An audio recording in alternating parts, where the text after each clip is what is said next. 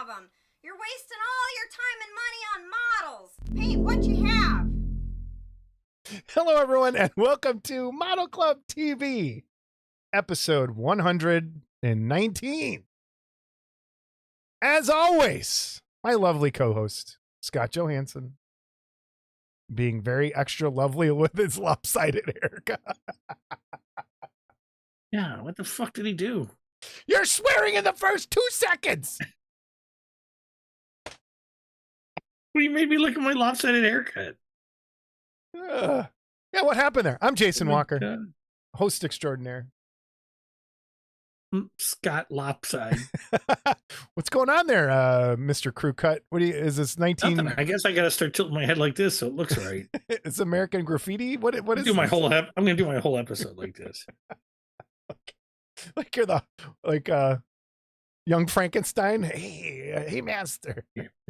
Lopsided? What lopsided? Oh man, how is everybody? How are you, Scott? What's going on? What's new? We're here. We had to record a little early because Scott is going on a trip. Driving. So. With Trixie. Oh boy. Oh boy. Is she good in the car? 12 hours in the car with an energetic beagle. Oh boy. Oh boy. And your wife. Yeah. Yeah. That's gonna singing along with every frickin' song she knows. Okay. I don't know who to feel sorry for, her or you. Like stuck in a car with you. I did what, 4 or 5 hours with you? Oh no. We have what's going on in this episode? We got Chris Wooten. Chris Wooten of Terrors from the Vault is joining us this episode. Really cool interview. Links will be down below for Terrors from the Vault. Some really cool kits that he's got coming and some that are out already. So please go check him out and stick around for that interview. Coming up, we have, I think right after this episode comes out, there'll be a little post-mortem of the Wonderfest contest, a little bonus episode with George Salidas, the chief of the Wonderfest Amazing Model Contest, before Terry strangles me. Dispelling some of the rumors we've heard. Yes. And so yeah. So stay tuned for that. It's coming. I'll probably have it come out the same day. But how's everything, Scott? What's new? Anything? No. Nothing? Yeah, no stories. Nothing's new. Since last episode. See any movies? Thinking. Getting a fight with your neighbor? How's your neighbor? No, he's peaceful. Peaceful right now? Okay, that's good. Yes. We're back to normal. This is weird. We have a normal episode. It's kind of we had John last time, which went really well. Thank you for all the compliments. That was a really fun episode. And here we are again with another, I think, good one. First up,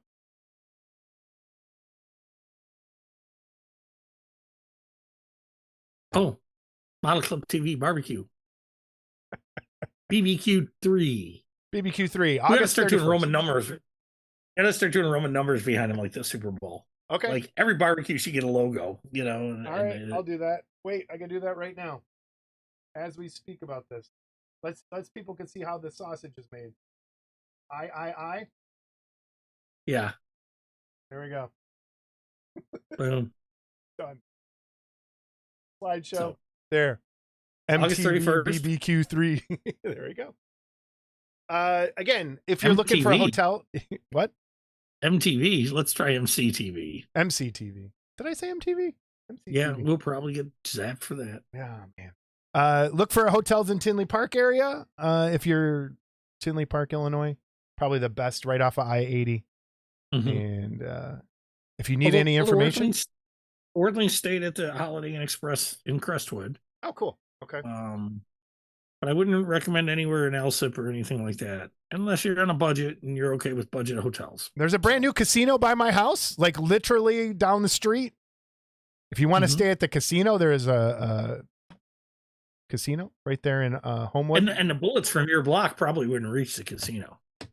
Well, at least the drop on the bullet. Stay higher in the building, so the drop on the bullet won't hit you. Oh my God. Anyway. Yeah. Let's have it at your house. What a great idea that would be. Good times. Really good times. Bring your own gun. BYOG. Yeah. No, bring your own vest. That's what you should be bringing. BYOV, yeah. Oh, man. So, yeah, MTV, you got me saying it now. MCTVBBQ III, August 31st, Scott Johansson's house. Again, there'll be a little swap section if you want to bring some stuff to sell or trade. We'll do that, and we will provide all food and drinks. If you have special beer that you want, bring that. But we will feed you. And it was really fun last year. I hope more people come this year. Some rumors that some other people are coming, so I hope more people do. So cool. Are your parents coming again this year? They have not said. They said we'll think about it. Tell your mom to leave your dad at home. It was a little awkward last year.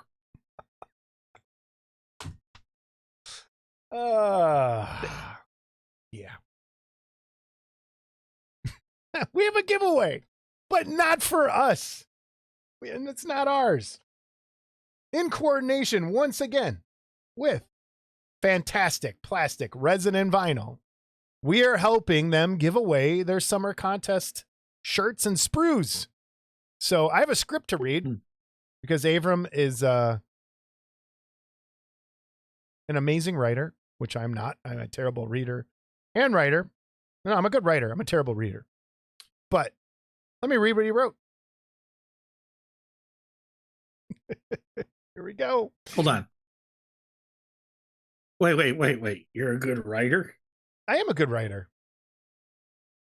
You've never read anything I wrote. What did you type the other day about something about Jamie, and you typed something and it was like, I'm not talking about my That's phone not good writing. typos. No, my thumbs. My thumbs in the autocorrect don't count. All right. And now to the Fantastic Plastic Resin and Vinyl Facebook group, FPR&V. If you haven't already joined these guys yet, you are definitely missing out.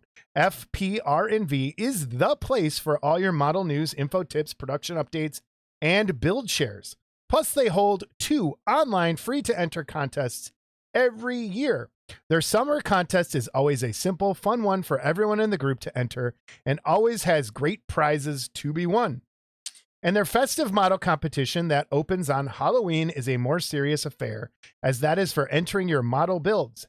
That event gets sponsored by the major independent model producers who provide all the fantastic prizes, and last year Scott and I were appointed judges of the competition. You can see our choices and the winners and what they won in episode 106 of MCTV. More information about both of these events can be found on the FPR&V Facebook group. We will have their links and QR code at the end of this segment. So on to this year's FPR&V Summer Contest. We are pleased to stay as one of their sponsors and supporters. We have been asked once again to be involved. So we are holding the draw for the prizes here and now on MC. Why did you do that to me? You got me saying MTV now. So we are holding the draw for the prizes here and now on MCTV. The winners of the draw will each receive an exclusive limited edition FPR&V t-shirt and a model sprue logo. All the people that have entered the contest have been split into a t-shirt size order, and we have 4 sizes and 10 t-shirts to give away. Each winner will also receive an FPR&V logo sprue. Plus, we'll have a runner-up in each size category, and they will win an FPR&V logo sprue. That's a lot of letters. This is the QR code for the group, everybody. If you're watching this on your TV, pause it, take a picture of your screen. If you are watching this on your computer, do the same thing. And you can go right there. The link will be down below, or use the QR code. So, excellent. We have that. And then, here we go. All right, Scott, are you ready? We are going to we have 4 double XL t-shirts to be won. And before we go there, let's show everybody what the shirts look like. And some really cool, these are nice shirts, by the way. These are not some chintzy. Look at that. That's a great shirt. I love it.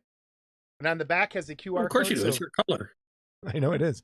So you have a QR code so that people can just scan that and. Yeah, so could people follow you and say, "What's that all about?" And exactly. You. It's great free advertising. Like, what the hell is that? So we have all the shirts in here. And why don't we have a QR code? Because you haven't made it yet. Why haven't you made us a QR code? You're the computer guru. All right, I'll figure out how to make one. I'll make one. And then they have these to give away. Look at that. Isn't that cool? Pretty cool. I want to do this for us. And they're 3D printed. These are awesome. I want to do this, but I feel like we'd be stealing their idea. I wonder if we can get... This is really cool. Love that. All right, let's give them away. All right, we are going to go ahead and spin the wheel. Scott, I'm going to do this really fast. We're going to blow through this. I just want you to repeat the name after I say the winners. And here we go. We're starting off with 4 shirts for the XXL category. Here we go. I'm going to take the XXL out. And I am going to shuffle, spin, and here we go. First winner is Joe Hudson. Joe Hudson is the first winner. All right, taking him off the list. Shuffling. You're off the list, Joe. The next winner in the XXL category is Ben Crowell. Ben Crowell, congratulations. Removing him. Shuffling, spinning. The next winner in the XXL category is Derek Conlon. Derek Conlon.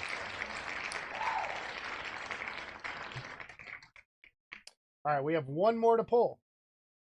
Shuffling until we get to this is one of the last winner of a shirt in the XXL category. And that would be Ken Hood. Ken Hood, congratulations. And now we have the runner-up in the XXL category. Spinning, I didn't shuffle, leaving it the way it is. And there we go. It is Virginia A. Peters. Yay, Virginia. Virginia. All right. That is our runner-up. Get well wishes to Virginia. She's been feeling under the weather, so get well wishes to Virginia always. All right. Now we have the XL category. We have 4 shirts to win in the XL category. Shuffling and take the XL out of there. Shuffling. Boom. First winner, XL. 4 winners, 1 runner-up. First winner. Kendall Conniff, congratulations. Next winner, I'm not even shuffling. I'm just spinning this time. Well, for these first 2, I won't shuffle. Next winner is Scott Whitaker. Congratulations. And then we have, I'm going to shuffle a little bit and spin. Next winner of an XL shirt is, dun, dun, dun. Ooh, that one's close. Who is it? Jeffrey Keller. Jeffrey Keller. Congratulations. And the last shirt in the XL category is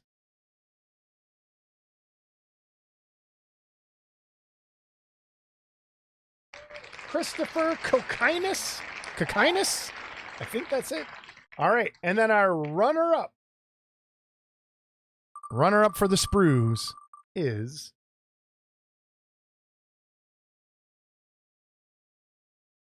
Mark Chadbourne. Mark Chadbourne.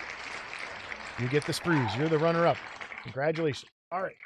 Now, for the large category and for the medium category, there is only 1 shirt being given away, but there is also a runner-up with some sprues. So here we go. Shuffling.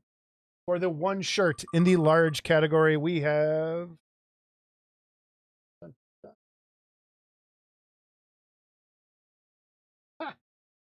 Scott Garrick. That is the best way I've ever seen Scott spelled. S-K-O-T. Scott Garrick. I hope it's not Scout. I think it's Scott. Scott Gar, congratulations. You get the large shirt, and then our runner-up. Sculpt. Our runner-up is dun dun dun. David Reed. David Reed, congratulations for the runner-up position. All right, and our final category, mediums. Well, there it is. Mediums. We have Vincent Simonelli and Glenn Stewart are our only two medium participants. So there's one shirt being given away and then a runner-up sprue. So who? It's a coin toss. Scott, you want to bet on this one? No. All right, here we go. I shuffled. It just flips it back and forth. Spin it. Who is it? It is Vincent Simonelli gets the shirt. And that's who I would have bet on. It looks like Glenn gets the sprues. Congratulations to all the winners of the FPR&V. Like, amazing. That was a lot of hard work for Scott. And it was a lot of hard work. It was. Too bad your mom wasn't here. Anyway. Anyway, let's head on over to news and reviews. News and reviews. And here we go. All right. News and reviews. News and reviews. Make the noise, Scott. You haven't done that in a long time.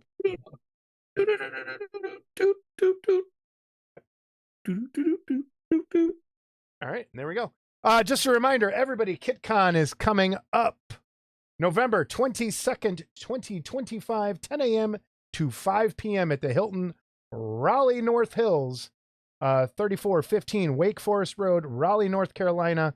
The phone number is 919-879-9393. The group code is model. So check it out, everybody. KitCon. We're still planning on trying to get to this, so we'll see. KitCon, everybody. And we're going to have KitCon people on before the show starts. So awesome. Comments about KitCon, Scott? Anything? Okay. All right. Next up. Go. We got what? Man, Scott's in a hurry for some reason. We have Bad Wolf Collectibles. We had Bad Wolf on not too long ago, and they're kind of making the switch from Patreon over to their own website. So because here's what happened, Patreon labeled them as an adult creator, so they couldn't get any sort of footing into the terms of, like, if you searched, it was always hidden unless you were registered as an 18 and older or something. So he decided to go the own website kind of route. So you sign up and subscribe over there, and you get loyalty points, and you can buy things with those points. So check out Bad Wolf Collectibles' new website, and I will have the link down below. Great stuff. A lot of fantasy art that we all know and love for 3D printing. So check it out. Bad Wolf Collectibles. Our first model kit of the show. Scott, here we go. Scott, we have from Saul Alvarez and Silver Screen Icons. Mina in quarter scale. And it is $100 plus $12 shipping within the US. She is 7 resin printed parts. And the companion piece to this, Prince Vlad, also in quarter scale, is $125 plus $12 shipping in the US. He comes in 8 resin parts. Both are sculpted by CG Verse, and printing is by our friend over at New York 3D Creations. NY. These 2 busts will be available soon as full figures with the White Wolf as a dio. Stay tuned. And these are really nice. Dude. This Dracula, this Vlad is awesome. That is so cool. Look at that cane. Look at that cane. Imagine casting that cane, Scott. That would have been a nightmare. No, I don't want to print that cane. Okay. So it's. Yeah. These are some really good pieces. Oh, man, I love that track. Well done. Well done. All right.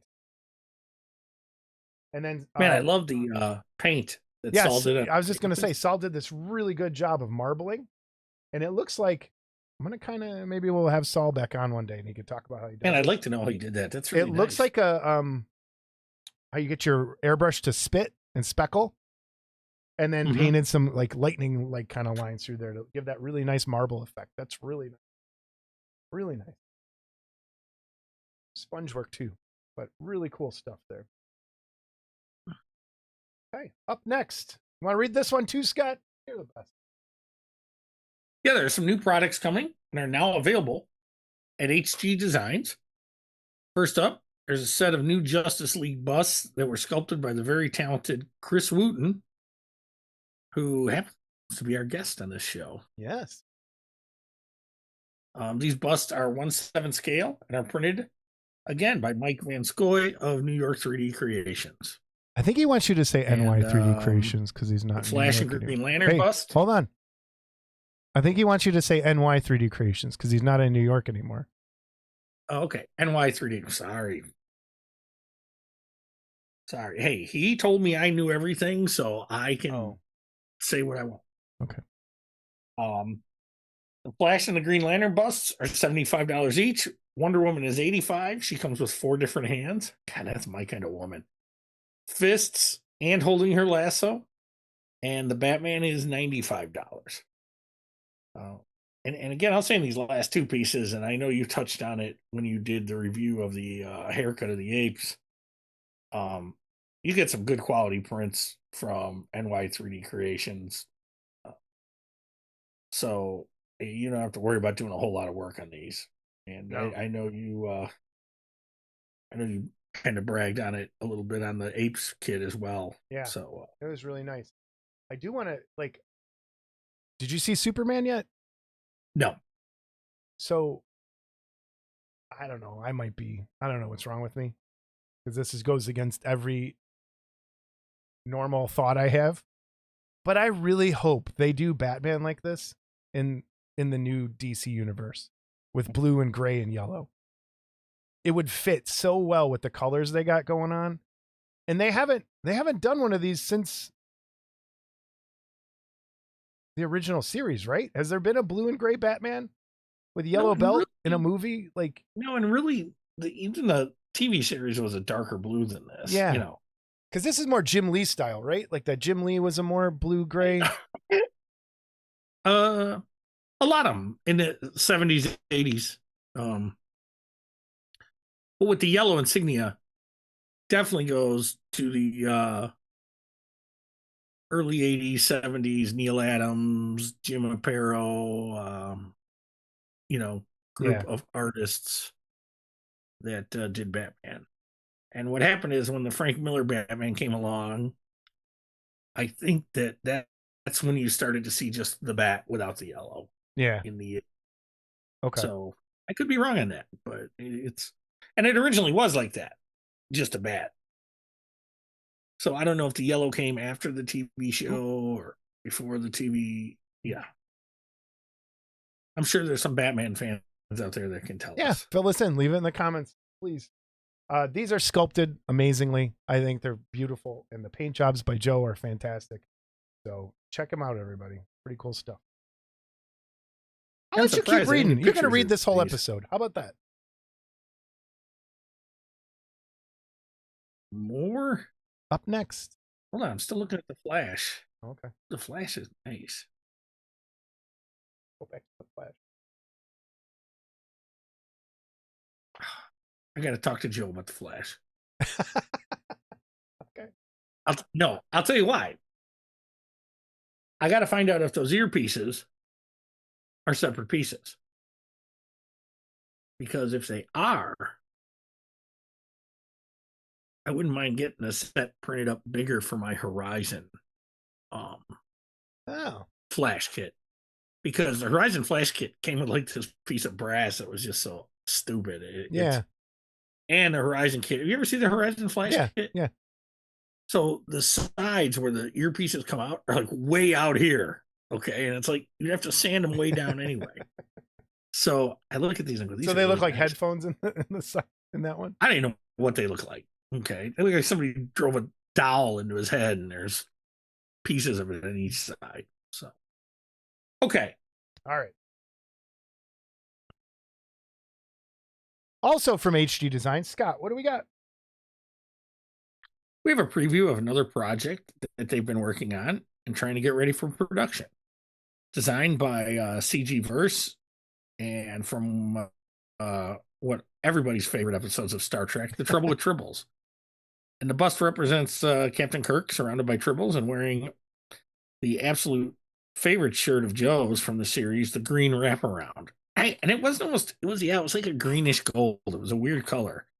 The bust will come in 4 parts, and we are currently test printing it, and we'll have scales and costs soon. Please go check out their site for this and several more busts and full figures coming soon. Very nice. So there you go. Very nice. That is a great likeness. It is a great likeness. I like the idea too. Yeah, I like everything about it. It's really nice. Up next, from Resin Realities. Oh man, I'd love to tell you, but who's a we? Okay. I knew that. I was just giving you a hard time. Resin Realities will be distributing this Curse of the Werewolf kit, sculpted by the talented Mark Van Tine. The price is $280 plus shipping. It's quarter scale. It's huge. Comes in 10 resin parts. Stands almost 19 inches tall. Anyone interested, PM John Diaz. Thanks for looking. And this model does come unassembled and unpainted, which should go without saying, but you never know. Yeah. But this is a huge model. Dude, that is a really nice looking Curse of the Werewolf. Yeah, and this was I think this was released previously, but not in a real high number of kits. So really cool. Yeah, John's John's a stand-up guy too. You're gonna get a quality product. All right, up next, and you're gonna keep reading there, buddy. Okay. So, next up is from our friend Jeff Yeager. And he writes, because I love this show so much, and appears so do you, we all remember running home from school because we just got out at 3, which is when Dark Shadows started, just to catch the last 15 minutes. And that's true. So unfair, yet so memorable. So Jeff has done Angelique, and she's $95. And sorry, something was going on outside my window. She's $95. You can PayPal Jeff at DUPACUCC@AOL.com. I love that Jeff has AOL. That's awesome. And Jason will put that up here, I'm sure. You know the drill. Choose friends and families. Add for Angelique in the comments. Then direct message Jeff your address, and he'll contact you with shipping numbers. So Angelique, and another beautiful piece, another beautiful woman, man, back then too. So Jeff is cranking these out, man. And again, he I don't know if you're gonna be able to see it, and I just noticed it when I clicked on the photos, but the details in her hair and in that, in her collar. And then if you look at the pattern on the dress itself, okay. And guys, this is not 3D printed or sculpted. This is traditionally sculpted. So please keep in mind, when I say you can't do a lot of this stuff traditionally, well, when you're good, you can still do a lot of this stuff. Yeah, absolutely. This is really nice. It's a great companion piece to the Barnabas that he did earlier, and this is really cool. Really, really nice piece. Okay. So, also from Pegasus Models, but sculpted, of course, by Jeff Yeager as well. We have a little Yeager moment here, yeah. Yeah, is the first, and I know, and you did the work. I didn't even have to do the work because I'm supposed to do the Yeager pieces. So this is new from Pegasus Models, sculpted by Jeff. The first in a new line of Aurora-sized monster kits, the Mothman. And it's part of their new Crypto Creatures line, designed and sculpted by Jeff Yeager. Yep. Jeff's really excited about this idea. He's always wanted to do a line of these modern day monsters to complement the classics. If it goes well, there will be a whole new bunch of creepy friends to keep your Auroras happy. Pegasus Hobbies website. Who on it? I think Jeff said he photographed the link for it, but we'll put it on here. And price is approximately $42 or so. How much? $42. Oh, 40. Cheaper than X Plus. Yeah. Oh, and it's plastic kit. I absolutely love this. This is like right up my alley. I'm definitely picking one of these up. And I love that it's a little diorama Aurora style. It's really, really cool. No, I'm sorry. Vignette. Not diorama. But I love it. Look at that base. You get a little lizard, some cattails. Looks like a finger hanging off the tree branch. Really cool piece. And cool box art, too. Great box. I wonder who did the box art. It's right there. Jeff does everything else. Why can't he do box art? Chris White. Chris White did the box. Chris White, who did a lot of the old Polar Lights stuff. No, really great piece. I already saw Roy Kirchhoff is working on his.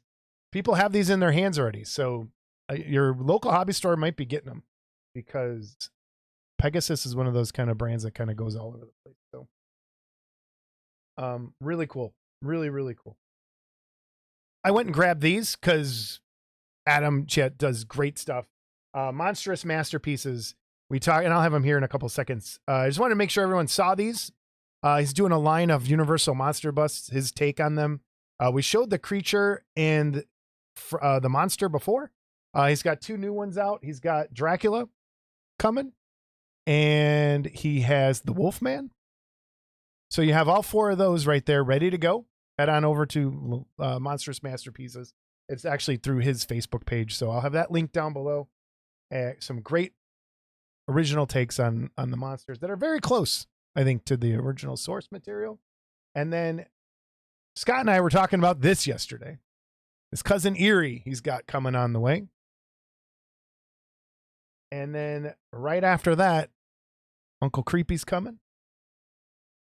And then that's going to be in like 20 years. It will be. That will be me in 20 years, actually. Not that, well, maybe I will be that then. I don't know. And then he also has his cereal monsters that are there. We showed these last time. These are the final prints. Those are going out the door. I know he's been working on them. So please head on over to Monstrous Masterpieces. Great stuff. Really cool dude. Great ideas. Scott, what do you think of that Cousin Erie, man? I like the Cousin Erie. I really like the creature. And I think the Dracula, although these are supposed to be his own takes, they're close. I think the Dracula is a pretty nice Lugosi, pretty close Lugosi likeness. I love the bat on the base and the melted candle. Yeah. And then the creature, like I think I said this last time, that is a great that's how it should look in any new movie. Exactly like but just kind of streamlined and a little meaner looking. I love it. Mm-hmm. Love it. So cool stuff. All right. Our guest this episode is Chris Wooten. We have talked about Chris on Model the Movie a lot because we've been going over some of his kits based on the movies we're watching. And the last episode was no different. We're doing the horror at Party Beach, which we'll talk about here in this really cool interview. Chris is a great guy. One of the younger people we've had on the show. Someone younger than me, that's rare. But it was great to have him and enjoy. I think it was pretty cool. We are back with Chris Wooten of Terrors from the Vault. How are you, sir? I'm doing well. How are you guys? Fantastic. Sweating our nuts off up here, but we're good, I think. Yeah. What part of the world are you in, Chris? So I am in Charlotte, North Carolina, and it is really hot here too. It's hotter there up. Yeah. And probably more humid there, that's for sure. Yeah. It's a sauna when you walk outside, that's for sure. Are you born and raised there? You moved there? Where'd you grow up? So I'm actually an Air Force brat. So all over the East Coast. I was born in Mississippi, North Carolina, Texas, Florida, and all over the place. So Yeah, and then we no ended southern up in accent. Raleigh. No southern accent that I can. No. I try to be, blend in. It's How safer. do you manage to not get a southern accent? I don't know, moving around a lot. Maybe that's crazy. Cool. We have terrible accents for where we are. Chicago. Man, how old are you, sir? We like to do this, because then we tend to see who's going to like you more, Scott or me. Oh, yeah, right. 38, about to turn 39 next month. Way younger than both of us. So, yeah. The baby. Man, are you the youngest person we've... No, Charlie Robson, maybe younger? I don't know. Oh, man. All right, so then how did you get into this at the ripe old age of 38? How did you become a sculptor? How did you find garage kits? Where'd you get started? Yeah, so you want the short story or the long short story? Whatever one you feel comfortable telling. So the way my mom likes to tell it is that when I was 2, so this would have been 1988, she took me into a cake decorating shop. They had those back then. And she bought me a set of cake toppers that were superheroes. And that was it. Dude, that was one of my favoriteest things about the bakery. When we would go, you would have like all the little cake topper decorations, and I would be like, yes. How cool is that? Yeah, so that's the start, and then it mostly was. My passion's action figures. Okay. So then it was action figures that kind of evolved into middle school. I started customizing them, and the big thing was I don't know if you're familiar with McFarlane's movie Maniacs, but they released the first Terminator figure that they had. And I guess there were some likeness rights issues or something, or Terminator 3 was coming out. So they released the figure, but it didn't have Arnold's likeness, So Gotcha. I started customizing them and trying to sculpt the likeness. And I think I bought 3, 4, 5 of those figures and did it over and over and over again. So that's kind of how that started. And then, I kind of got encouraged to start sculpting them from scratch. And so a lot of high school, I just started sculpting and learning a lot about toy stuff and the clubhouse. Joined that. I guess I was a junior or senior in high school. So kind of met all those professional sculptors on there. And then Rob found me from Needful Things. And I did my first. We're so sorry. We're so sorry. When I was in college. So that's kind of how that all started. Basically, clubhouse, action figures, that thing. What did you end up going to school for? So in college, I went to school for art and then studied in sculpture. I did my undergrad and grad school at East Carolina University. Okay. So when you learned, I'll bet you have a similar story to me, because technology changes. Did you learn anything to do with digital sculpting while you were in school? No. So I intentionally went into sculpture, A, because I knew I wanted to probably do toy stuff, but B, I didn't want anything to do with the computer. I didn't want to be in graphic design or anything like that. And most of the sculpture program, when I went into that, it was all metalworking. So like most everything that I did was foundry related or welding or that type of stuff. I love this. We have to have a talk afterwards about some stuff.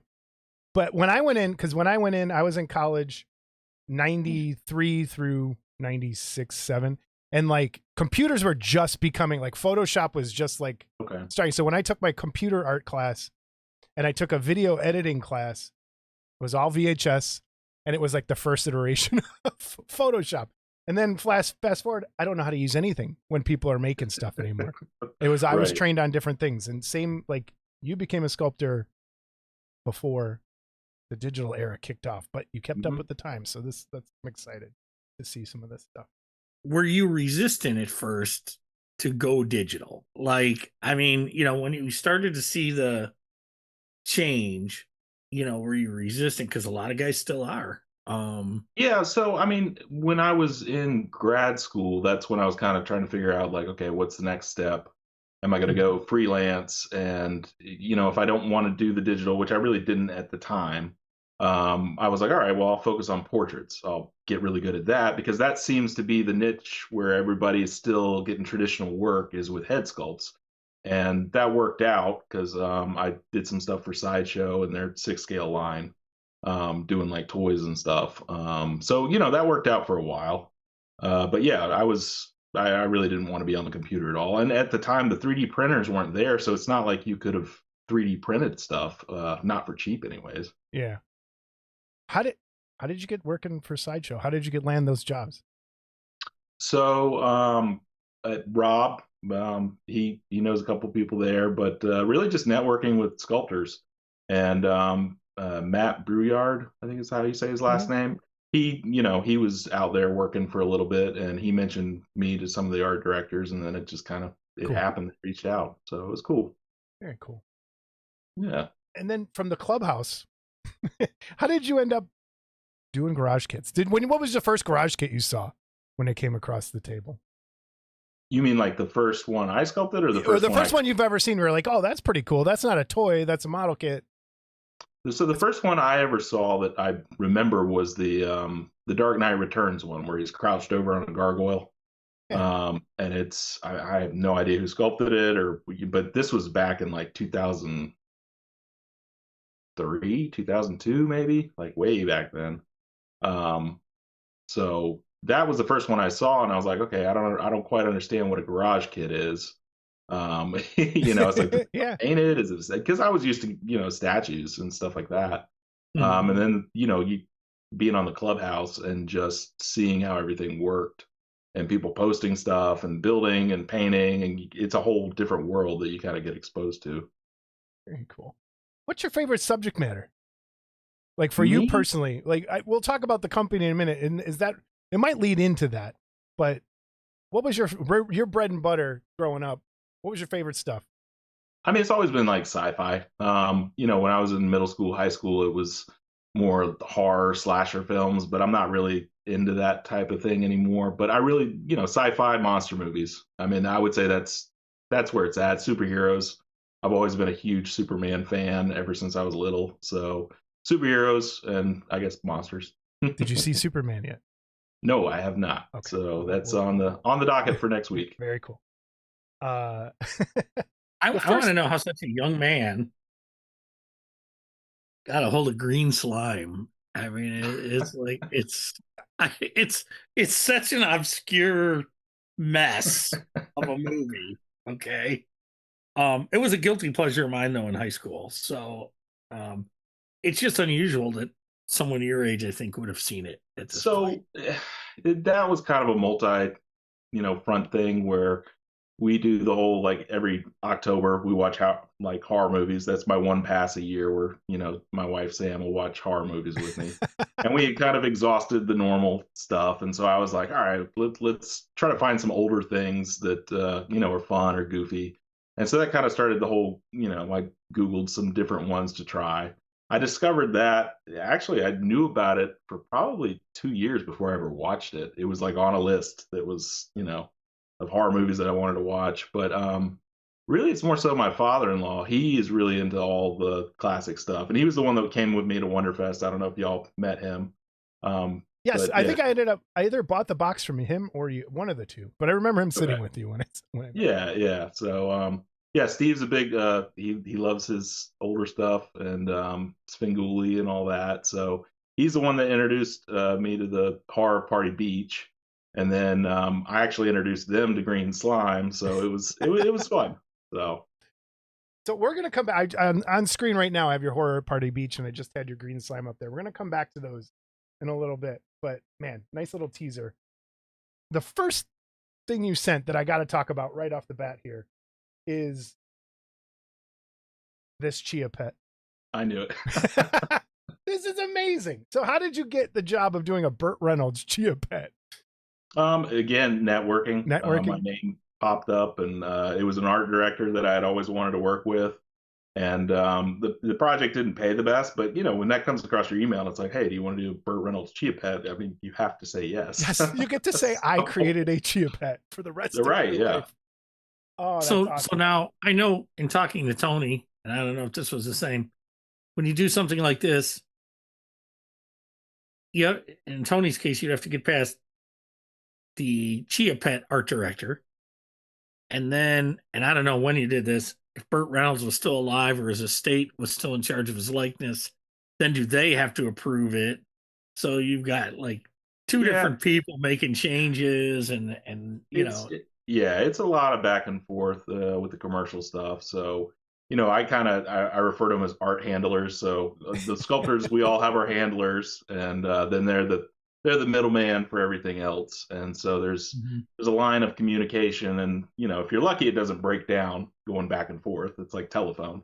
But yeah, that's kind of how it works. Is I'll send it to whoever the art director or project manager is, and then they'll bump it up the chain and get feedback, and then they kind of get that back to me and tell me, okay, we want this change, we want this tweaked, and so it's back and forth. If I'm lucky, it's not too bad, and depending on what company it is, it can go on for a little while. That's awesome. That's a cool little notch on your belt. I love it. Thank you. So speaking of Rob, go ahead. You should have gave him away as Christmas gifts. You should have gave him away as Christmas gifts. Yeah, I've given probably 5 or 6 of them away as gifts. There you go. Yeah, so it's fun. Speaking of Rob, you did a Ash for him. Let's talk about that a little bit. Yeah. Since you sent the picture. One of the better Ashes of there's been a lot of Evil Dead stuff.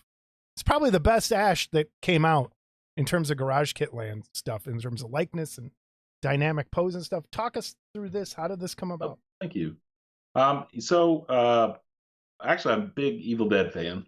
So it's as far as modern horror movie type stuff, that's probably my favorite franchise. I was very, very sad when Ash vs. the Evil Dead got canceled. I thought that was a great show. It was a weird thing, but it was magical. Yes. Rob knew that I liked that. We had talked about doing something from Army of Darkness, but he kind of wanted to go more towards Evil Dead 2. And he actually, at the time, he got the chainsaw 3D printed. And so he gave me the chainsaw, and then I fabricated the gun and everything else. But I guess that was the first kind of traditional digital kind of collab. Mm-hmm. So, that is a cool piece. But yeah, no, Rob's great to work with. I mean, Rob, it's fun with Rob because he's such a big fan, and you can kind of go back and forth. So he'll throw out a bunch of ideas, I'll throw out a bunch of ideas, and then we just kind of go from there, what we want it to look like. And then you mentioned Sideshow in some of the 6-scale figures. Is that what these leather faces are? Yes. Cool. So talk to us about those. Yeah, so that Ash model kit is actually what got the eye of the art director for the 6-scale stuff. So I actually worked on their Evil Dead 2 figure. I did the Henrietta, the book, and I did another Ash portrait that didn't get released. But then, that just kind of led to doing a couple heads a year. So I had my full-time job at Reynolds, and then I would usually sculpt maybe 2 to 4 different portraits for them every year. So every couple months they come back and say, hey, we got this. And then I got lucky. I did Leatherface, and I got to do all 3 masks for them. And that was probably the most fun I had with the projects doing for them. So very cool. You mentioned Reynolds. Talk to us about Reynolds. How long have you been there? So my day job for several years was Reynolds Advanced Materials. So I was a materials specialist and sales tech there. So in college and school, I learned mold making, and I got to kind of know some of the people at Smooth On. So Smooth On owns Reynolds. Reynolds is their distribution company. So silicones, resins, epoxies, that type of stuff. So I got to know some of the people at Smooth On, and then they helped me get hired. There was a branch here in Charlotte. So that was my day job for almost 8 years. Oh, wow. So, yeah. We have a Reynolds here. Scott frequents quite often. Yep. Not as often as I used to, but yeah, I do go. Yep, Mike and Devin. I know them pretty well. Okay. Devin. Poor Devin was at Wonderfest, and oh yeah, was one she? of our Wonderfest, let's say, characters really was sweet on her. And that'd be easy to do. I can see that. He wouldn't leave her alone. But I knew the people. I used to go before it was Reynolds in Chicago. Wow, what was it? Oh, when it was a private distributor before? Yeah, it was a private distributor before. And then Reynolds initially kept the one lady, Darlene, I think her name was. And then there was a Chris, I think was the other guy that was there. I knew them really well. Yeah. And then Dev and Michael. Yeah, I was just there seeing them. not that long ago. So, yeah, Michael and I got hired around the same time in 2014, and we actually went to training up at Smooth On together. Okay. So yeah. What do you like about mold making? Nothing. I was gonna say, nothing. No. Honestly, because mold makers are a whole. It's an art by itself. Yeah, it really is. I like the puzzle aspect of it. Just trying to figure things out, and my brain can kind of flip things and work in reverse pretty well. So, and honestly, it's not totally dissimilar from 3D printing, because everything in 3D printing is upside down, and you got to, support high points, and it's very similar to molding and casting in that regard. But yeah, I mean, it's more the complex challenge of molding and casting that I kind of drew me to that, and I really enjoyed doing it. Cool. So you've seen both sides of this now. Where do you think things are going? Like, are mold makers a thing of the past in 10 years? Are they needed more than ever right now? Like, where do you think things are headed? Yeah, I mean, it's hard to say. With the small stuff, it's going to be all 3D printing. I mean, I've watched, commercial companies, statue companies, they've gone totally to 3D printing. Locally, there's PCS that's here in North Carolina. And so I guess they're now premium collectible studios.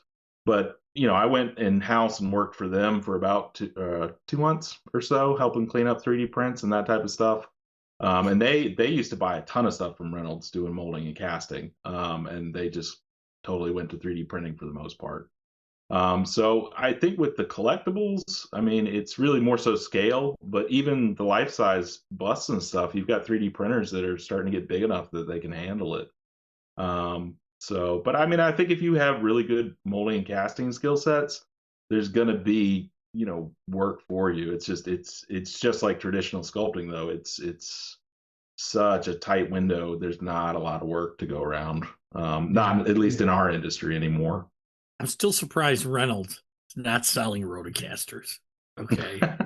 They don't like selling equipment. They don't like selling machines. I mean, I know they do pressure pots and vacuum chambers, but I'm surprised they never did rotocasters, because it's.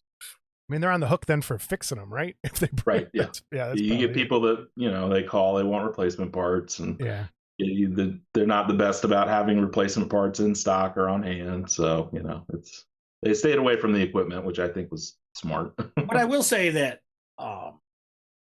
since they took over the independent one by me, way better store and way better storefront. Like, you had to kind of know what you wanted when you went to the other place before Reynolds took it over. And then Reynolds the other place didn't even have really a storefront. And then Reynolds took it over, and there was a nice storefront, and, all the sample bins and all that stuff. So it was, I was kind of glad they took it over. And they sell a lot of stuff for mask making and paint for that sort of thing. And it's a great, if people don't know anything about Reynolds, look them up. You might, expanding foam, like all that sort of really cool stuff for garage kit stuff and 3D printing. So awesome. You did a piece for Blizzard, it looks like. Just talk us through that. So, so just to give good you experience or crazy experience? No. I just to give you a timeline. So I got done with grad school. I did freelancing for a couple years. Got hired at Reynolds. Went and worked from Reynolds to, I guess, 2014 to 2021, and then I went back to freelancing because I decided I wanted to learn digital sculpting. It just kind of was eating at me. So I took 2 years and learned digital sculpting, and then that's kind of when I worked for Blizzard. And then when I did Wonderfest in 2023, I went back to work for Reynolds. They moved to a really nice new location right outside of my neighborhood. So it was like a 3-minute drive to work. And they approached me about coming back. So then I went back for 2 years. Okay. And then just recently left again. But they ended up closing the branch down here for other reasons. So that just closed down last month. But Blizzard was kind of in between. So that was that was a big Grail project for me. It was the last big project I did before going back to Reynolds. But again, it word of mouth and kind of networking. I knew some of the guys that used to work at McFarlane Toys, and then they had, gone out to Blizzard. and they were looking for people to help with projects, and so I got to work on that, and it was a fun experience. Did you play a lot of Warcraft or Diablo growing up? Like, were you familiar I'm with not, Blizzard at that point, or no? I am not a video game guy. So yeah, Okay. no. So it just, I like sculpting, and Yeah. I mean, ZBrush is kind of like my digital, video game. So. Very cool. That's great. No video games at all. How are you? I mean, when I was in, high school and college, I played a lot of Halo 1, Halo 2, but I didn't go anything past that. So let me ask you a question.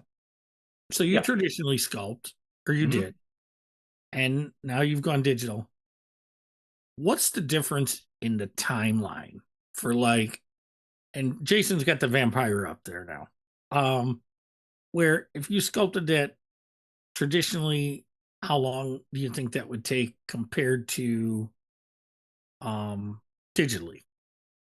So I'm admittedly very slow, but traditionally, usually something like that would take me at least probably 2 months, maybe 6 weeks if I was really cranking on it. But digitally, I mean, probably 3 or 4 weeks, so. To basically cut your time in half Yeah. And it depends on what it is. I mean, if it's nothing that doesn't have a lot of detail or textures, or the pose isn't complex, then, it's not too bad. Like Burt Reynolds' Chia Pet was maybe 3 days. So like, that one was very quick. That statement, that phrase, the name Burt Reynolds' Chia Pet. Well, and I'm looking at the vampire, and again, there's things on that digitally you could probably do very fast, that if you wanted to do those strands, small fingers in clay, would have taken forever, where I'm sure it's a lot faster in ZBrush, and it's... Well, I mean, you can just look at this piece, like Scott's saying, if you traditionally as a mold maker and a caster, if you were to do this piece 20 years ago, would it look the same? How, walk us through that. Like, how would you get those nails? So, I mean, like, in a mold. So for me, I used to work in wax. I was a big wax guy versus like Sculpey or something like that. So, it would all be done out of wax or plastic, or, some Aves, epoxy putty, all that type of thing. Like the base. So the base, for instance, the base probably took 2 or 3 days, maybe. But like if I had done that traditionally, I would have had to make a mold for every single, skull. I would have had to cast all 8 of them or 9 of them that went around. Yeah. That wood texture that was in the base would have been carved by hand. So that, the base would have taken a long time. So when you say 2 or 3 days, when you work, and I'm not getting on your ass, it's a curiosity of mine. How many hours is that? Like, do you sit down? Do you treat it like, all right, I'm sculpting for 8 hours? Do you work for a couple hours, go back to it, a couple hours more? I mean, what's the mindset? Usually I try to get anywhere from 8 hours to 10 hours in a day and kind of break it up.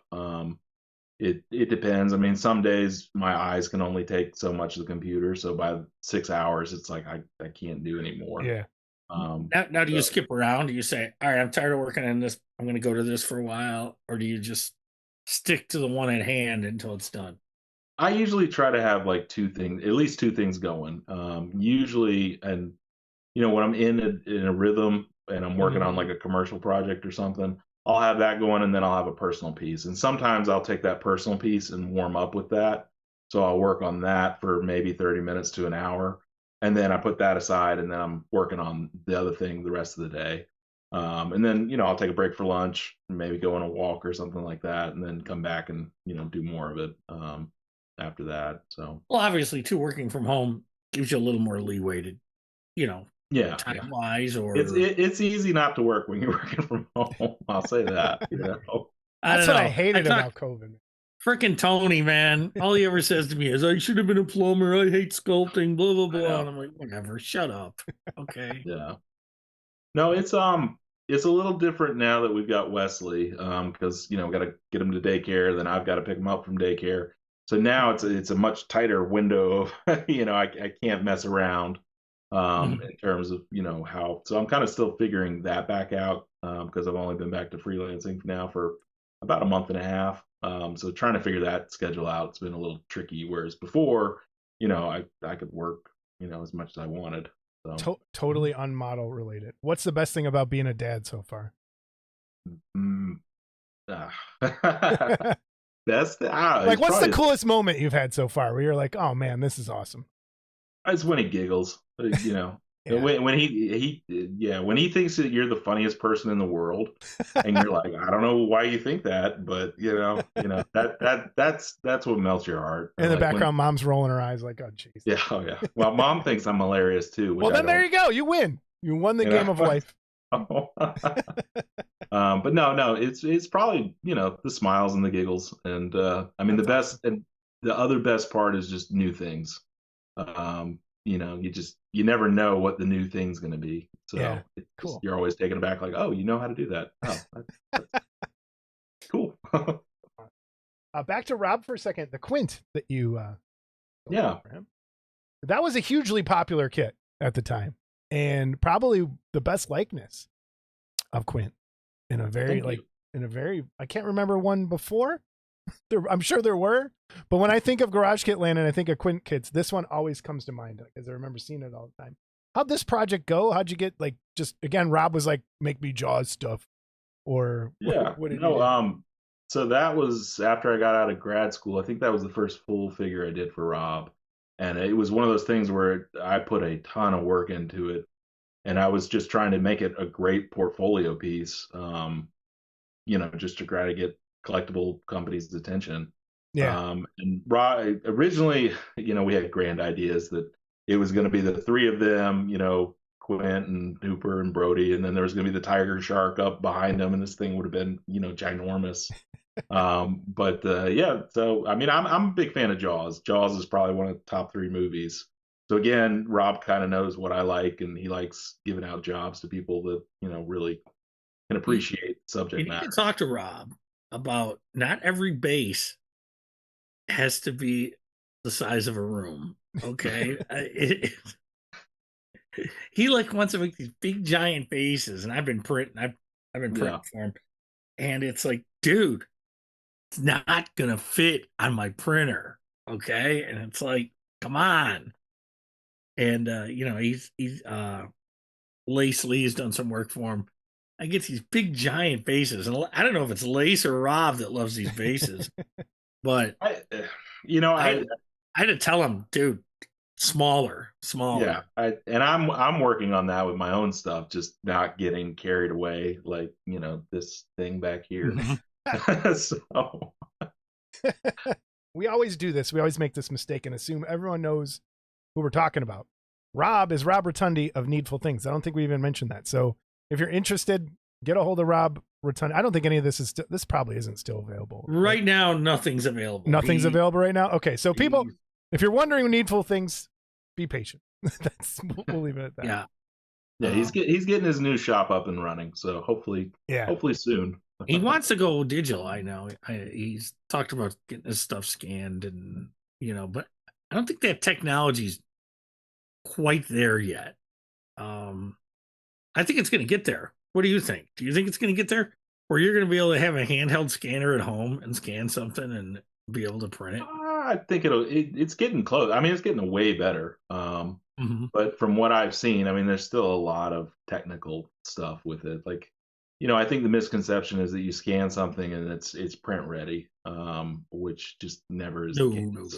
No. There's a ton of cleanup, file converting, making sure that there's no weird geometry or holes or anything like that. So there's still a lot of work on the back end. But the leaps and bounds, they've gotten a lot better from what I've seen. I don't want to assume, but it is Frank the Monster in Carbonite, right? Or something similar? Oh, so yeah. The Frankenstein. Or just a bronze wall plaque. It could be either one. Yeah. So at work, we had a life cast of Boris Karloff. And for years, I was like, I'm going to turn it into Frankenstein. Like, that's what I'm going to do. So it started off as a life cast, and I cast it in their new alien clay, which is kind of like monster clay. and then or contour clay, whichever one I did it out of, and then just that's kind of why it looks the way it does, is like a half face type thing, and then I put it on a board, and then by the time I got done with it, I was like, all right, we'll just leave it as a relief. And I wanted to put a whole frame around it and everything, but I kind of ran out of time. You can see that's on display in the rentals. You can see that was actually in the shop, right? The picture. Yeah, that was in the storefront here in Charlotte. Is there a huge difference between monster clay and alien clay as a sculptor? Have you noticed? Alien clay has a lot more like of a clay body. So it's I wouldn't say chalky is the right word, but it feels more, it's not grainy, but it's got more body to it. Okay. Whereas the monster clay seems to be more waxy. Okay. That's a perfect description. I totally understand what you're saying. A couple other little, you have a Captain America here that I've never seen before. What is this? Scott, have you seen it? That was the first full-scale digital commission that I did. Okay. That was for a private client. He's the one that I've been doing the Justice League bus for. So yeah, he talked to me about doing that, and so we went. That was the first commission. Oh, wait a minute. Are you so does this tie in with our John Allred interview where he's Are you involved with the superhero guys that we were talking about? You haven't seen? I haven't watched that interview yet. Okay. I saw it come out today. So there's that whole little side group of guys that do their own superhero statues. You know what I'm talking about? Yeah, is that for one of those guys? Okay. No, this is just a private collector, and usually it's one-off stuff. He doesn't produce any of it. Okay. So like the Captain America, that's completely a one-off. Wow. He owns a copy, I own a copy, and that's it. That's why I haven't seen it. That explains it. So do you ever try to talk him into, and not just him, but if there's other guys like that, where you say, dude, let me make copies of this, and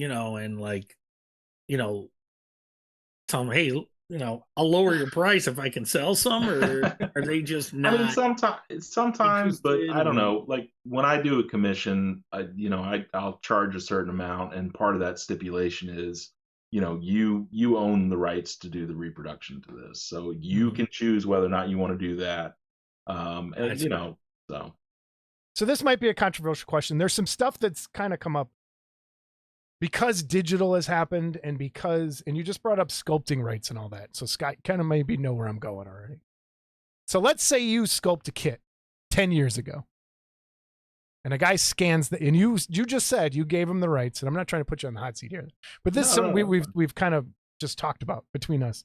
And so you sculpt a kit, you've given the guy the rights, and you did it traditionally. It's all in clay, it's resin, it's a resin kit. They decide down the road, I want to actually scan this so I can release it as a bust. I want to release it as, like what Scott did with his Kong. I want to release this as in smaller scale, a larger scale. How does that make you feel as the sculptor who sculpted the original? Do you feel like you're owed, and I'm not trying to say one way's bad or one way's good, but do you feel like you've already sculpted it, that job is done, and that person has it?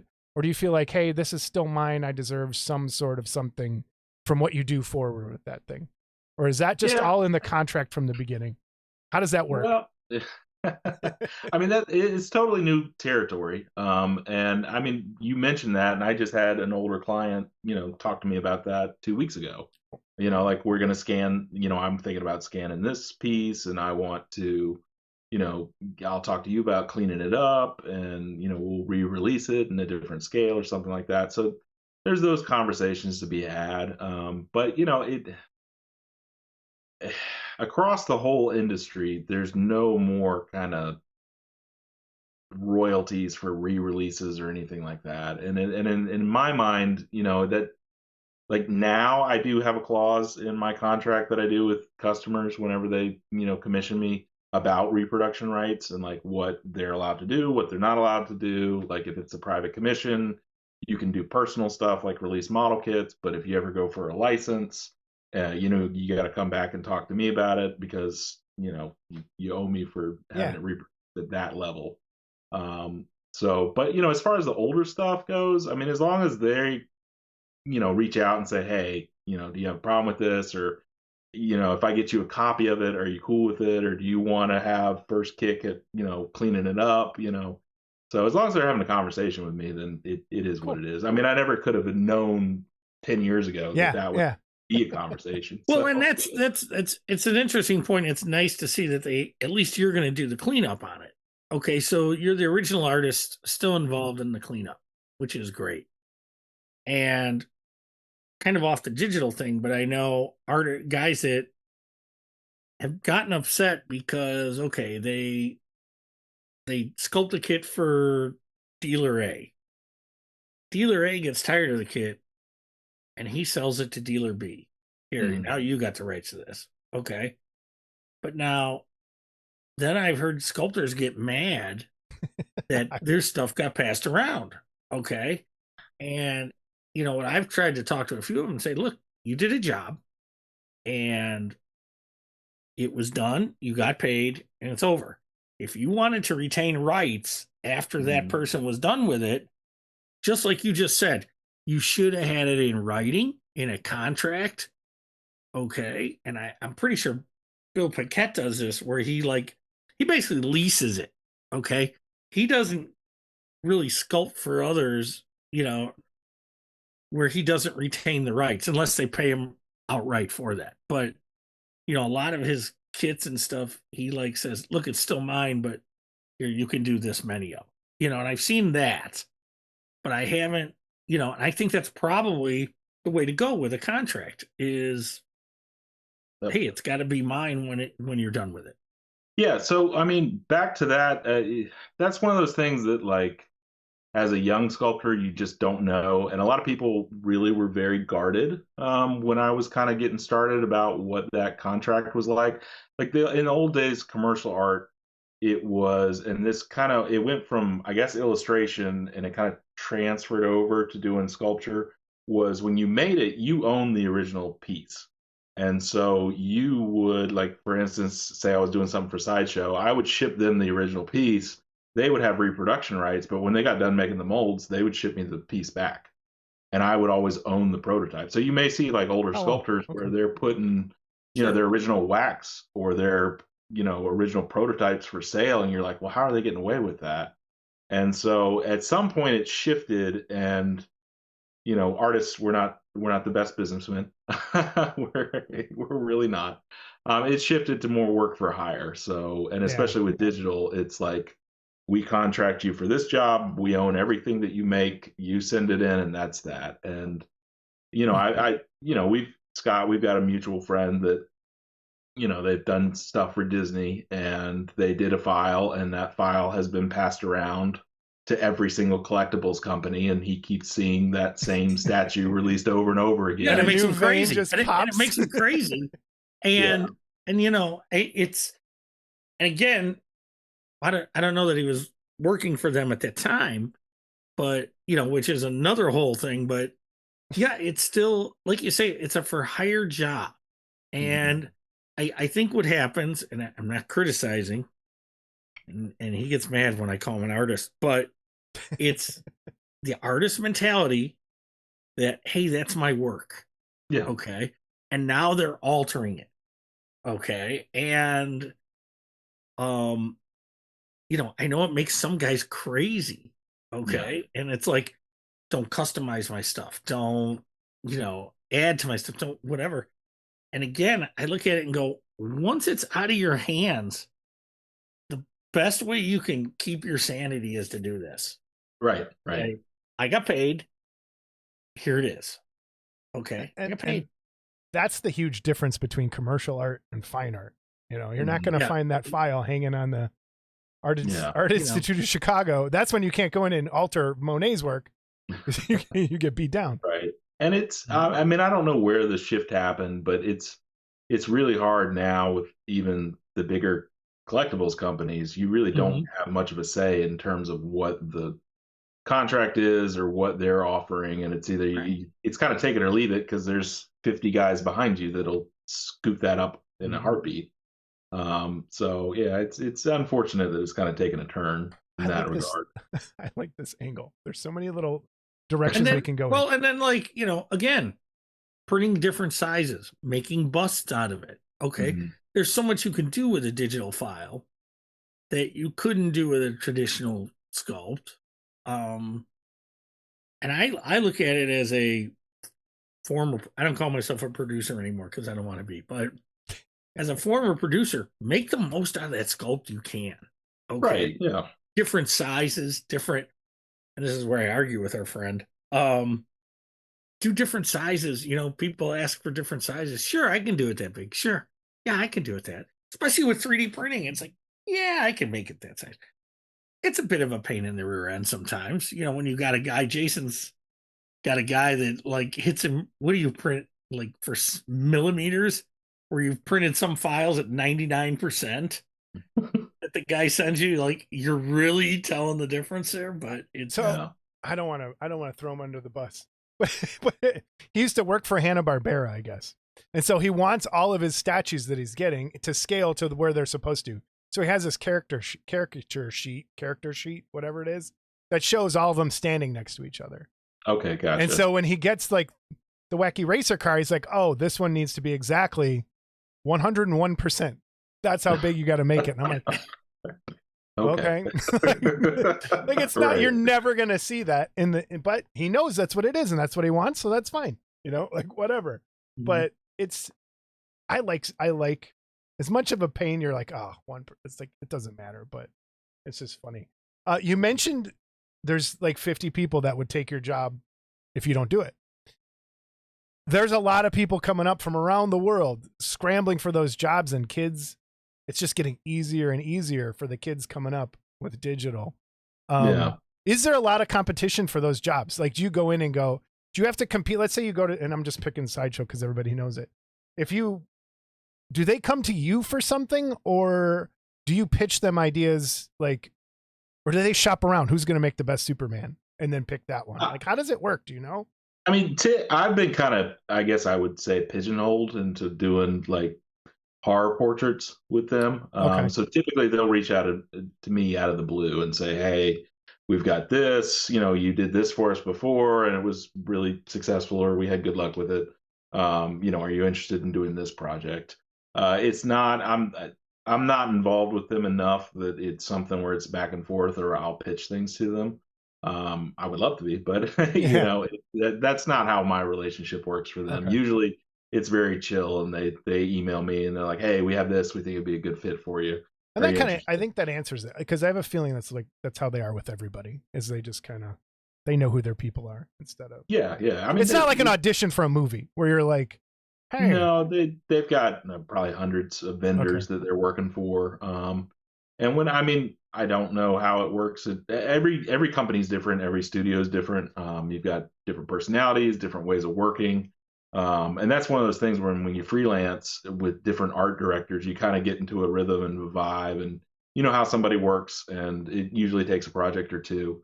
And you've got some people that they know exactly what they want. They can communicate that. They can give you notes back, drawings, renders, all that type of stuff, make it super easy on you.